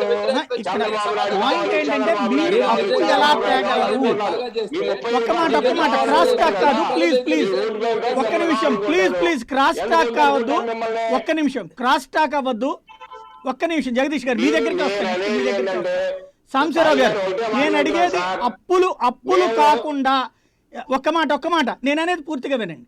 ఇప్పుడు మీరు ఏం చేస్తున్నారంటే ఇవ్వగలిగినప్పుడు ఇచ్చి ఇవ్వనప్పుడల్లా వ్యవస్థల మీదకు దోసేస్తున్నారు. కేంద్రం ఇవ్వట్లేదు, లేకపోతే బ్యాంకులు ఇవ్వట్లేదు, లేదా కోర్టుల ద్వారా చేస్తున్నారని ఇట్లా ఏదో ఒక వంక పెట్టి తప్పించుకుంటున్నారు. ఇప్పుడు ఫర్ ఎగ్జాంపుల్ ఇళ్లకు సంబంధించి అమరావతిలో ఇస్తానని విజయవాడ, గుంటూరు వాళ్ళకి దాదాపు 1,00,000 మందికి ఇచ్చారు పట్టాలు, అక్కడ ఆపారు, కోర్టులో స్టే వచ్చింది. అప్పుడు ఏం చేయాలా? ఆల్టర్నేటివ్ చూడాలా? వాళ్ళకేమో అదిగో వాళ్ళ వల్ల అని చెప్తున్నారు. వాళ్ళు ఎంత బూతులు తిట్టుకుంటున్నారు మిమ్మల్ని. మీరు కొట్టుకు సావాలి కానీ వాళ్ళకి ఇవ్వాలి కదా. ఇప్పుడు అట్లాంటి వాళ్ళకి రేపు పొద్దున మీరు అలా వ్యవస్థలను అడ్డం పెట్టేసి నాటకాలు ఆడితే మీకు రివర్స్ అవ్వదా? మీరు డైరెక్ట్గా ఎలా పరిష్కరించగలుగుతారు ఇది? సాయి గారు, మేము 30 లక్షల ఇళ్ళు 11,000 కోట్ల రూపాయలు స్టేట్ గవర్నమెంట్ కొని మేము ల్యాండ్స్ ఎక్వైరీ చేసి ఇచ్చాం సార్. అక్కడ ఇచ్చింది 55,000. నేనంది నెక్స్ట్ అవి కోర్టులో స్టే తెచ్చుకొచ్చారు. చెప్పేదనండి, మేము 11,000 కోట్లు ల్యాండ్ కొని పట్టాలు ఇచ్చాం సార్. ల్యాండ్ కొని పట్టాలు ఇచ్చాం సార్. పట్టాల్లో అవినీతి ఎంతో చెప్పండి, పట్టాల్లో మీరు ఎంత డబ్బులు కొట్టేశారో చెప్పండి సార్. అమరావతి గురించి మాట్లాడారు, డైవర్ట్ అయిపోతున్నారు. అందరూ ఒకేసారి మాట్లాడితే ఎవరికి అర్థం కాదండి, ఏది అర్థం కాదు. తెలుగుదేశం వాళ్ళు 1 by 1 మాట్లాడుతున్నారు. సాంబశివరావు గారు, నేను అనేది మాట పూర్తిగా వినండి. సాంబశివరావు గారు అది కాదు, ప్లీజ్ సాంబశివరావు గారు, నేను అడిగే పాయింట్ సూటిగా అడిగే పాయింట్ ఏంటంటే, రేపు పొద్దున మీరు అప్పులు ఆగిపోతే దాన్ని సంఘర్షణ వాతావరణం లాగా తీసుకొచ్చి గొడవలతో దాన్ని డైవర్ట్ చేస్తారా? నిజంగా ఏ గొడవ పెట్టకుండా డబ్బులు తెచ్చి ఇవ్వగలుగుతారా? మేము ఇస్తున్నాం కదా సార్. ఇవ్వనప్పుడు మీరు మమ్మల్ని ఇస్తున్నారు. రేపటిది అది కాదు సార్. మేము ఆపినప్పుడు సాయి గారు ఒక మాట చెబుతున్నాం సార్, మేము పథకం ఆపినప్పుడు మీరు స్టూడియో పిలవండి. మీరు రేపు చిన్న డౌట్ అండి, ఒక్క మాట అడుగుతాను. ఇప్పుడు అలా కాదు, ఒక్క మాట మీరు అన్నారు, ఒక్క మాట వినండి, నా మాట వినండి. రాజకీయ లబ్ధి కాకుండా నిజంగా ప్రజలకు లబ్ధి చేకూరాలంటే, ఇప్పుడు ఫర్ ఎగ్జాంపుల్ మీరు అన్నారు స్థలం కొన్నాము ఇచ్చాము పట్టా అన్నటువంటిది. అదే త్రిపురలో ఆ స్థలంతో పాటు స్థలమేమో గవర్నమెంట్ ఇచ్చింది, 1,48,000 రూపాయలు డైరెక్ట్గా అకౌంట్లో పడిపోయినాయి వాళ్ళకి. మొన్ననే ప్రధానమంత్రి 8,000 కోట్ల రూపాయలు రిలీజ్ చేశారు. అట్లాగే అలాగే 2.5 లక్షల రూపాయల వాళ్ళకి కూడా నేరుగా పడిపోయింది. వాళ్ళకి ఇచ్చేశారు, వాళ్ళు కట్టుకుంటారు. పైన 50,000 60,000 వాళ్ళు పెట్టుకుంటారు, 2 లక్షలు పెట్టుకుంటారు. ఓవరాల్గా అట్లా అమౌంట్ పడుతుంది. ఇవాళ అలా పడనీయకుండా వాళ్ళని అటు ఇటు కాకుండా చేసి తెలుగుదేశం వాళ్ళు ఆపడం వల్ల అయింది, కోర్టుల్లో ఆపడం వల్ల అయింది అని చెప్పేసి డైవర్ట్ చేయడం వల్ల ఆ ప్రయోజనం నోటి దగ్గర ముద్ద మీరు తీసేస్తే, గతంలో నోటి దాకా ఇచ్చిన చంద్రబాబు గారిని ఇవ్వలేదు సరిగ్గా నేనే కదా పక్కన పెట్టింది, రేపు మీది అదే పరిస్థితి రాదా? మేము ఆ 1,80,000 మేమేం అంటుకోలేదు సార్. వాళ్ళు ఇచ్చే కేంద్ర గవర్నమెంట్ ఇచ్చే 1,80,000 రూపాయల్లో డైరెక్ట్ గా మేము ఇన్ఫ్రాస్ట్రక్చర్ డెవలప్మెంట్ చేసామా 15,000 కోట్ల రూపాయలు, మేము 11,000 కోట్లు కొని 7,000 కోట్లు సిమెంట్ ఇస్తాం, ఇసుక ఇస్తాం, ఐరన్ ఇస్తాం అంటారండి. అయ్యేమో ఇవ్వట్లా చావట్లా కింద ఆటిట్లో చంపుకు తింటున్నారు వాళ్ళని, వాళ్ళ జేబుల్లో డబ్బులు పెట్టుకుంటున్నారు. ఇప్పుడు అదిగా సాయి గారు ఒక మాట దయచేసి ఒక మాట చెప్తున్నా, అది మన స్టేట్ గవర్నమెంట్ అకౌంట్ రావు సార్, లబ్ధిదారు అకౌంట్ కే 3 సార్లు ఇన్స్టాల్మెంట్ సార్. ఇక్కడ మనం చేస్తాం త్రూ స్టేట్ గవర్నమెంట్ ద్వారా, డైరెక్ట్ కాదు. డైరెక్ట్ ఆపాం మనం, త్రిపురలో డైరెక్ట్ వాళ్ళకి ఇచ్చేసారు లబ్ధిదారు. మనం త్రూ స్టేట్ గవర్నమెంట్ తీసుకుంటున్నాం. ఇక్కడ చెప్తే collector in charge sir, housing central government ఇన్ఛార్జ్కి వాళ్ళకే ఇస్తాడు సార్. మన ఏ ఆపైనా ఆగదు అది. సరే, మీకు అదే రేపు పొద్దున శాపమో వరమో తేలుద్దులేండి, మీకు అర్థమవుతుంది రేపు పొద్దున రాబోయే రోజుల్లో. రైట్, జగదీష్ గారు ఏమంటారు? ఈ సంక్షేమం అన్నటువంటిదే ఎజెండా పాయింట్ వాళ్ళది. రేపు పొద్దున మీరేమో అప్పు అంటున్నారు. రేపు మీరు వస్తే ఈ అప్పులు తీర్చి లేదా అప్పులు నడుపుతా అదనంగా సంక్షేమం చేయగలరా? మా నాయకుడికి ఆ సామర్థ్యం ఉంది. ఆల్రెడీ రాష్ట్రం విడిపోయినప్పుడు, తీవ్రమైన అప్పుల్లో ఉన్నప్పుడు ప్రభుత్వాన్ని బ్రహ్మాండంగా నడిపించి చివరిదాకా సంక్షేమ పథకాలను కూడా కంటిన్యూ చేసి అన్ని కార్యక్రమాలు చేసి సంక్షేమంతో పాటు అభివృద్ధిని కూడా చేసి, ఈవేళ ఇరిగేషన్ గురించి మాట్లాడినప్పుడు కూడా పోలవరాన్ని అంత స్పీడ్గా పనిచేయడమే కాకుండా పట్టిసీమ అన్న దాన్ని ఒకసారి తీసుకొచ్చి ఈవేళ కృష్ణా డెల్టా కానీ లేకపోతే దీన్ని కానీ అవన్నీ కూడా బ్రహ్మాండంగా ఈవేళ ఇదయ్యాయంటే అవన్నీ కూడా మా నాయకుడు చేసిన కార్యక్రమాల వల్లనే. అంచేత రేపు వచ్చినా కూడా ఈవేళ రాష్ట్రాన్ని పూర్తిగా అప్పుల ఊబిలో దించేసిన ఈ రాష్ట్రాన్ని కూడా ఖచ్చితంగా మా నాయకుడు వస్తే సమర్థంగా నిర్వహించడమే కాకుండా ఏదైతే సంక్షేమ కార్యక్రమాలు మా ఎన్టీ రామారావు గారి దగ్గర నుంచి మాకు ఏవైతే ఉన్నాయో మా ట్రేడ్ మార్క్ మాకు బాగుంది. అంచేత ఆ సంక్షేమాన్ని బ్రహ్మాండంగా చేసుకెళ్ళి ప్రజలందరికీ కూడా ఒక మంచి రాజ్యాన్ని. నాకు అభ్యంతరం లేదు. నా డౌట్ ఒక్కటి వినండి. ఇప్పుడు 2014 ముందు మీరు అన్నట్టు అప్పుడు కూడా చంద్రబాబు గారు ఇట్లాగే అన్నారు, రుణమాఫీ సంపూర్ణ రుణమాఫీ చేయాలంటే 85,000 కోట్ల రూపాయలు అవుతుందండి, డ్వాక్రా రుణమాఫీ ఇంకొక 25,000 కోట్లు అవుతుంది, అంటే 1,20,000 కోట్ల రూపాయలు ఎక్కడి నుంచి తెస్తారంటే, తమ్ముళ్ళు మీకు తెలియదా, నన్ను నా అనుభవం తెలియదా, ఎలా తేవాలో నాకు తెలియదా అన్నారు. తర్వాత మీరు వచ్చాక దానికి ఒక స్కేల్ పెట్టి కోతలు కోసారు, ఎకరాకి ఇంత అని చెప్పేసి. అది కూడా అందరికీ పూర్తిగా అందకపోవడం. అలాగే 1,50,000 రూపాయలు సంపూర్ణ రుణమాఫీ, బంగారు నగలు కూడా తెస్తానన్నది కాస్త దాంట్లో ఏం జరిగిందో చూశారు. అట్లాగే డ్వాక్రా రుణమాఫీ అసలు జరగలేదు, చివరిలో 10,000 ఇచ్చారు. అంటే మీరు చెప్పిన మాటలో ఆ ట్విస్ట్ జరిగింది. ఇప్పుడు మీరు మళ్ళీ ఈ అప్పులన్నీ తీర్చేసి మీకు మళ్ళీ సంక్షేమం అదనంగా ఇస్తాం, వాళ్ళకి రద్దు చేస్తామంటే నమ్ముతారా మిమ్మల్ని? ఖచ్చితంగా. ఎందుకంటే ఒక్క పెన్షన్నే తీసుకోండి, మేము ఖచ్చితంగా ఏది ఇస్తామని చెప్పామో 2,000 ఇచ్చాం, మళ్ళీ వస్తే 3,000 ఇస్తామని కూడా చెప్పాం. వీళ్ళు 2,000 ఇచ్చారండి, చివరి 6 నెలల్లోనే 2,000 ఇచ్చారు. అవును, వీళ్ళు పెంచుకుంటా పోతామని చెప్పి ఇంతవరకు దానికి ఇది ఇవ్వలేదు. ఆ విధంగా ఎన్ని ఇబ్బందులు ఉన్నా కూడా ఒకటేనండి, నేను మా నాయకుడు నేను డైరెక్ట్ గా అడిగా, సంపూర్ణ రుణమాఫీ మిస్ అయ్యారు మీరు, హౌసింగ్ మిస్ అయ్యారు మీరు, ముందు చెప్పింది ఒకటి జరిగింది మిస్ అవ్వలేదు. రేపు పొద్దున ఎలా చేయగలుగుతారు? ఇప్పుడు టిట్కో లాంటి ప్రాజెక్టులు తీసుకొచ్చి చేయటం కానీ ఇవన్నీ కూడా జేబులో డబ్బులు సార్ జనాల, గవర్నమెంట్ ఇచ్చేది 2,80,000 ఏం లేదు దాంట్లో. టిట్కో ఇళ్ళన్నీ మీ డబ్బులు కాదు, అది జనం సొమ్ములు. వాళ్ళు 4 లక్షలు ఖర్చు పెట్టుకుంటే మీరు ఇచ్చేది సెంట్రల్ గవర్నమెంట్ ఇచ్చే 1,50,000, మధ్యలో 50,000 ఏమో మీరు కడతారు. టిట్కో మీ సొంతం అవ్వదు, వాళ్ళ డబ్బులతో కొనుక్కున్నట్టు. సత్యనారాయణ గారు చెప్పినట్టు ఏదైనా కూడా ప్రజలు ట్యాక్సులు కడితే గానీ ప్రభుత్వానికి డబ్బులు ఎక్కడ వస్తాయి? జనం డబ్బులు. కేంద్రం నుంచి ఖచ్చితంగా కేంద్రం సపోర్ట్ కూడా ఉండాలి. మా నాయకుడు అయితే కేంద్రం నుంచి కూడా తెచ్చుకునే స్మార్ట్నెస్ ఉందండి. ఖచ్చితంగా కేంద్రం నుంచి కూడా అదనంగా లేకపోతే ఏది చేసినా కూడా ఇలాంటి ఇబ్బందులు లేకుండా ఖచ్చితంగా రాష్ట్రాన్ని సంక్షేమాన్ని కూడా బ్రహ్మాండంగా చేసే సత్తా మాకుంది. ప్రజలు మళ్ళీ ప్రజల్లో ఉంది కాబట్టి ఆయన మాట్లాడినండి క్రాస్ టాక్ వద్దు దయచేసి. జగదీష్ గారిని మాట్లాడినండి. రైట్, అది అంచేత జగదీష్ గారు నేను అనేది సత్సంబంధం వేరు. ఆగిపోతే ఒక్క మాట, ఇక్కడ ఈ డబ్బులు ఇవ్వడం అండి కేంద్రం నుంచి వచ్చే పథకాలది ఓకే. ఇప్పుడు ఒక్కోళ్ళకి ఏడాదికి వచ్చేటప్పటికి ఎంత లేదన్నా 25 నుంచి 30,000 అండి. మ్యాక్సిమం కుటుంబానికి ఒక 50,000 వెళ్తున్నాయి. 1 కోటి కుటుంబాలు అనుకుందాం. ఆ అమౌంట్ మీరు ఆపేస్తాను అంటే కనుక దానికి ప్రత్యామ్నాయంగా 55 అన్న ఇవ్వాలి, లేదంటే 55,000 సంపాదించుకునే శక్తి అంటే దాన్ని లెక్కలోకి తీసుకోరు జనం. అప్పుడు మీరు ఎలా తేగలుగుతారు ఈ అప్పుల మధ్యన? అప్పుడు మళ్ళీ రేపు ఇదిగో జగన్ చేయడం వల్ల మేము చేయలేకపోయామని చెప్తారు. ఒకసారి వెళ్తే మేము వరల్డ్ బ్యాంక్ నుంచి కూడా తెచ్చే ఏషియన్ డెవలప్మెంట్ బ్యాంక్ నుంచి కూడా అప్పులు తెచ్చుకునే పరిస్థితి ఎవరిదైనా లిమిట్ దాటలేరండి. FRBM దాటి ఎవడు ఏం చేయలేరు. అరే మీరు ఎంత క్రెడిబిలిటీ చంద్రబాబు గారి మీద అపారమైన ప్రేమ ఉన్నా కూడా కేంద్ర ప్రభుత్వం ప్రత్యేకంగా ఆంధ్రప్రదేశ్ కోసం అని చెప్పేసి లిమిట్ పెంచేసి ఇవ్వలేదండి. మా నాయకుడికి కేంద్రంతో ఆ విధంగా వెసులుబాటు తెచ్చుకునే శక్తి మా నాయకుడికి ఉందండి. ఖచ్చితంగా అలా కాదండి, యోగి ఆదిత్యనాథ్కే లేదు. ఆయన ఇష్టం కాదు, అక్కడ కేంద్రం అట్ట పెంచలేదు మీకోసం. FRBM నిబంధనలు మార్చలేదు. FRBM అక్కర్లేదు. ఇప్పుడు ఈ రాష్ట్ర ప్రభుత్వం లాగా FRBM పెంచుకోలేదు. 2014 నుంచి 19లో కూడా ఎందుకు లేదు? మీరు చివరి దాకా అయ్యే లిమిట్ తో చివరి రీచ్ దాకా తీసుకున్నారండి. మీరేం వదిలిపెట్టలేదు. మీరు 2.5 లక్షల అప్పులు తీసుకున్నారు. వాళ్ళు ఆ నిబంధనల వరకే దాటి వెళ్ళలేరు ఎవరు కూడా. దాటి ఎవరికి కుదరదు. నేను అనేది అదే, లిమిట్లు పెంచడం అనేది కూడా ఆషామాషిగా ఎవరి కోసం ఒకళ్ళ కోసం చేయరు. పోనీ చేసినా తప్పే అవుతుంది. నేను అంటుంది సంక్షేమం ఎట్లా చేస్తారు?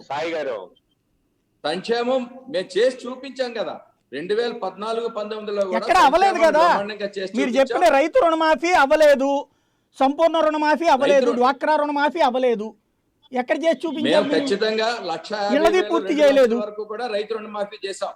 1,50,000 2 లక్షలు ఎంతమందికి కూడా నేరుగా ఆయన మీరు చెప్పిందే మాట అప్పుడు బంగారంతో సహా తీసుకొస్తారని పూర్తిగా చేసాం. 85,000 కోట్ల రూపాయలు చేయాల్సింది 18,000 కోట్లు చేశారండి. అవును, లాస్ట్ పేజ్ లోనే ఆగింది. లాస్ట్ పేజ్ లో ఆగిందంటే అదే మరి. ఆ రోజు ప్రత్యేక హోదా గురించి కేంద్రం నుంచి బయటకు రావడం, ఇవన్నీ కొన్ని పరిస్థితుల వల్ల లాస్ట్ లో కొన్ని ఇబ్బందులు వచ్చినాయి. అది మీకు తెలుసు, మాకు తెలుసు. ఎందుకు వచ్చాం? ప్రత్యేక హోదా కావాలని తప్పితే డ్వాక్రా సంపూర్ణ రుణమాఫీ చేయలేకపోయాం, రైతు సంపూర్ణ రుణమాఫీ చేయలేకపోయాం. ఇప్పుడు ఎలా నమ్ముతారు అనుకుంటున్నారు ఇవాళ ఈ అప్పుల మధ్యలో? ఈ అప్పులంటే ఈ అప్పులకి వైసీపీ రెస్పాన్సిబిలిటీ ఇవాళ ఏదైతే ఉందో ఖచ్చితంగా. అందుచేతనే కాబట్టి జగన్ అప్పు చేశాడు కాబట్టి నేను తీర్చలేనడానికి కుదరదు కదా. కుదరదు.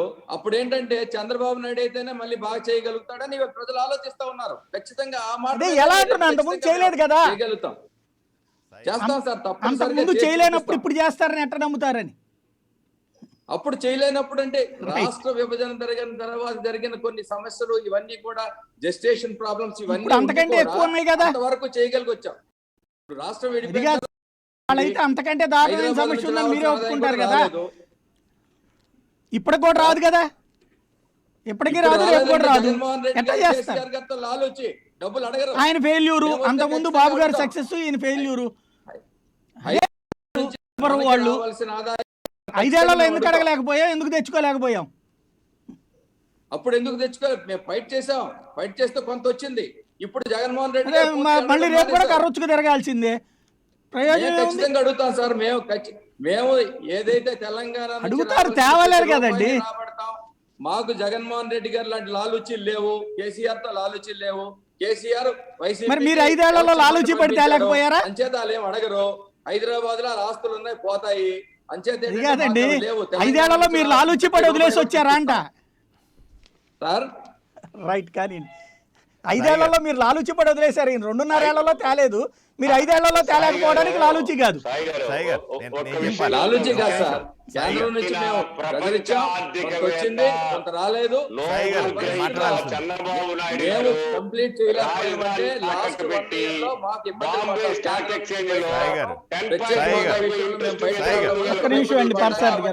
సంక్షేమ పథకాలు చేయలేకపోయాం. కానీ లేకపోతే అందరూ ఒకేసారి మాట్లాడుతున్నారు.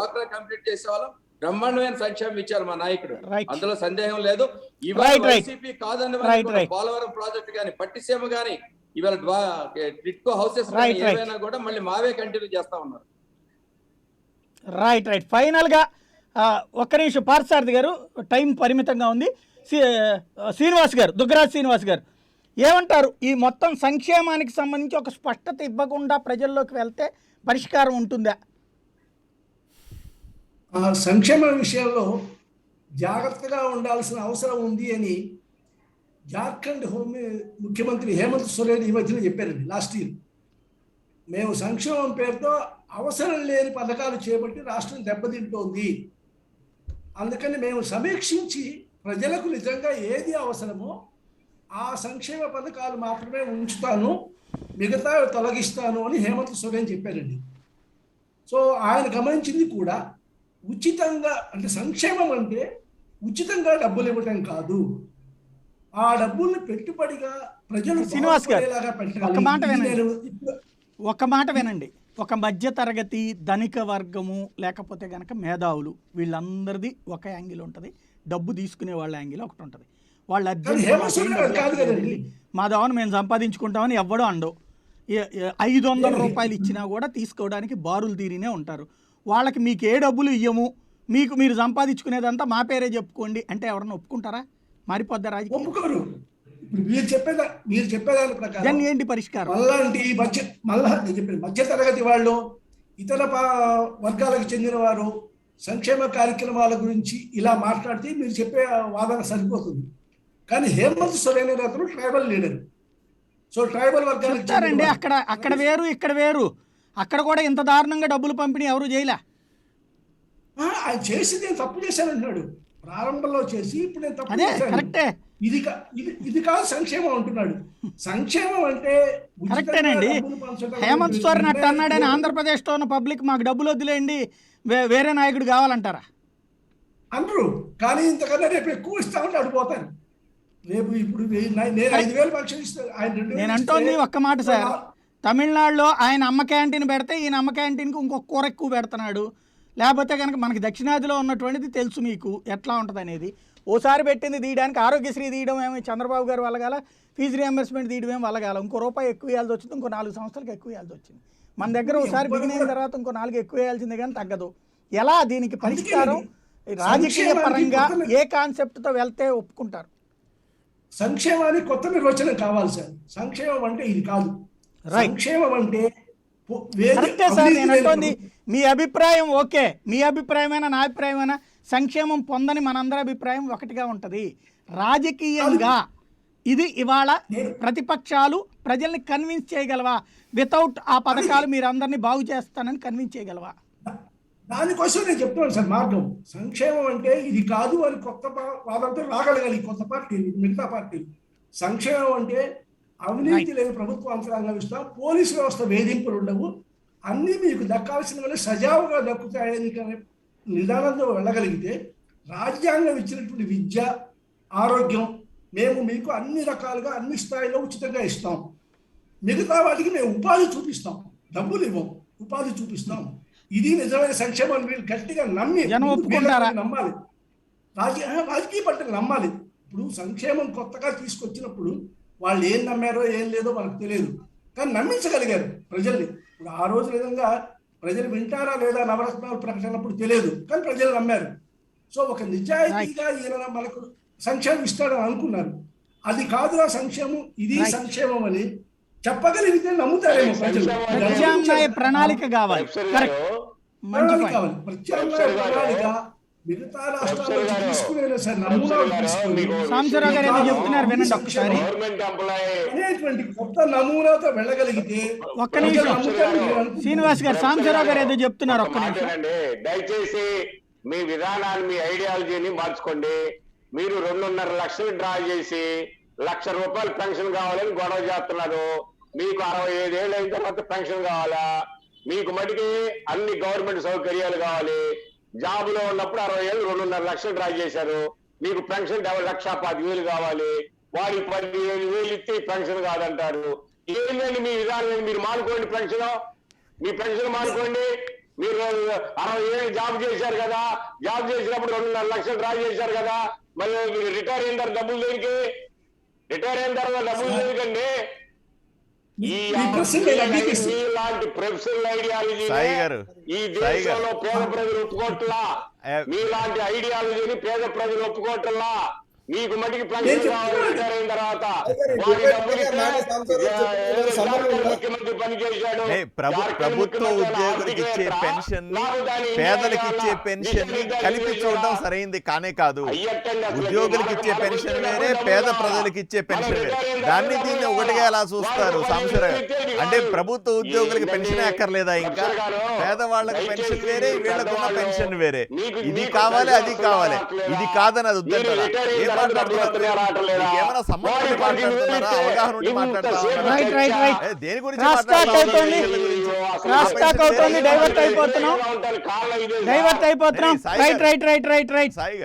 ఒక్క నిమిషం సాయి గారు, నేను ఒకే మాట చెప్పండి.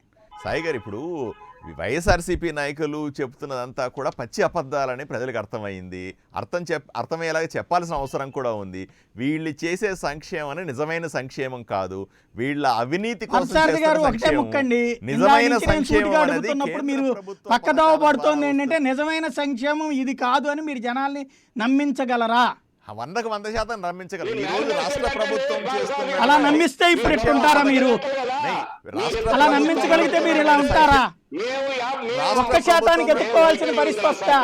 రాష్ట్ర ప్రభుత్వం నడుపుతున్న సంక్షేమ పథకాలన్నీ కూడా కేంద్ర ప్రభుత్వం నిధులతోనే జరుగుతున్నాయన్న విషయం మళ్ళీ మీరు అదే చెప్పేది. రైట్. థ్యాంక్ యూ అండి. థ్యాంక్ యూ మేడా సాంబశివరావు గారు, ద్వారపరెడ్డి జగదీష్ గారు, బొలిశెట్టి సత్యనారాయణ గారు, పార్థసారథి గారు, దుగ్గరాజు శ్రీనివాస్ గారు. ఇది పరిస్థితి. ఒక్కసారిగా రాజకీయం మారిపోతుందంటే ఖచ్చితంగా మారదు. కాకపోతే మార్పుకి ఆరంభం అయితే అయ్యింది. ఆ ఆరంభం విజయం దిశగా ప్రతిపక్షాన్ని తీసుకెళ్తుందా, లేదంటే ప్రతిపక్షాలకు సంబంధించినటువంటి అనైక్యత, లేదంటే ప్రతిపక్షాలకు సంబంధించినటువంటి ప్రణాళికని బేస్ చేసుకుని అధికార పక్షం ఎదురుదాడి చేసి ముందుకెళ్తుందా అన్నటువంటిది తేలాల్సి ఉంది. రాజకీయాలలో ఎప్పుడూ 2 రోజులు 4 కాదు. కాబట్టి రాబోయేటువంటి రోజుల్లో ప్రభుత్వమే విజయం సాధిస్తుందని కానీ, ప్రతిపక్షం గెలవలేదని కానీ ఎవరు అనడానికి వీల్లేదు. ఏం జరుగుతుందన్నది ప్రజా తీర్పు మీద ఆధారపడి ఉంది. ప్రజా తీర్పు అనేటువంటిది సంక్షేమ పథకాల మీద ఆధారపడింది. పథకాలు కావాలంటారా ప్రజలు, వద్దంటారా? ఈ 2 అంశాల మీదనే భవిష్యత్ రాజకీయం జరగబోతోంది. దాని చుట్టూతోనే చర్చలు జరుగుతాయి, విమర్శలు జరుగుతాయి, ప్రతివిమర్శలు జరుగుతాయి. పరిష్కారం ఏంటన్నది ప్రజలు చూపించాల్సినటువంటి అవసరం ఉంది, లేదా ప్రజలకి చూపించాల్సిన అవసరం ఉంది. దేన్ని నమ్ముతారో చూద్దాం. ఇది అంశానికి సంబంధించి చర్చ. తాజా అప్డేట్తో సరికొత్త పడిన మరికాసేపట్లో మేము ముందు ఉంటుంది. చూస్తూనే ఉండండి ప్రైమ్9.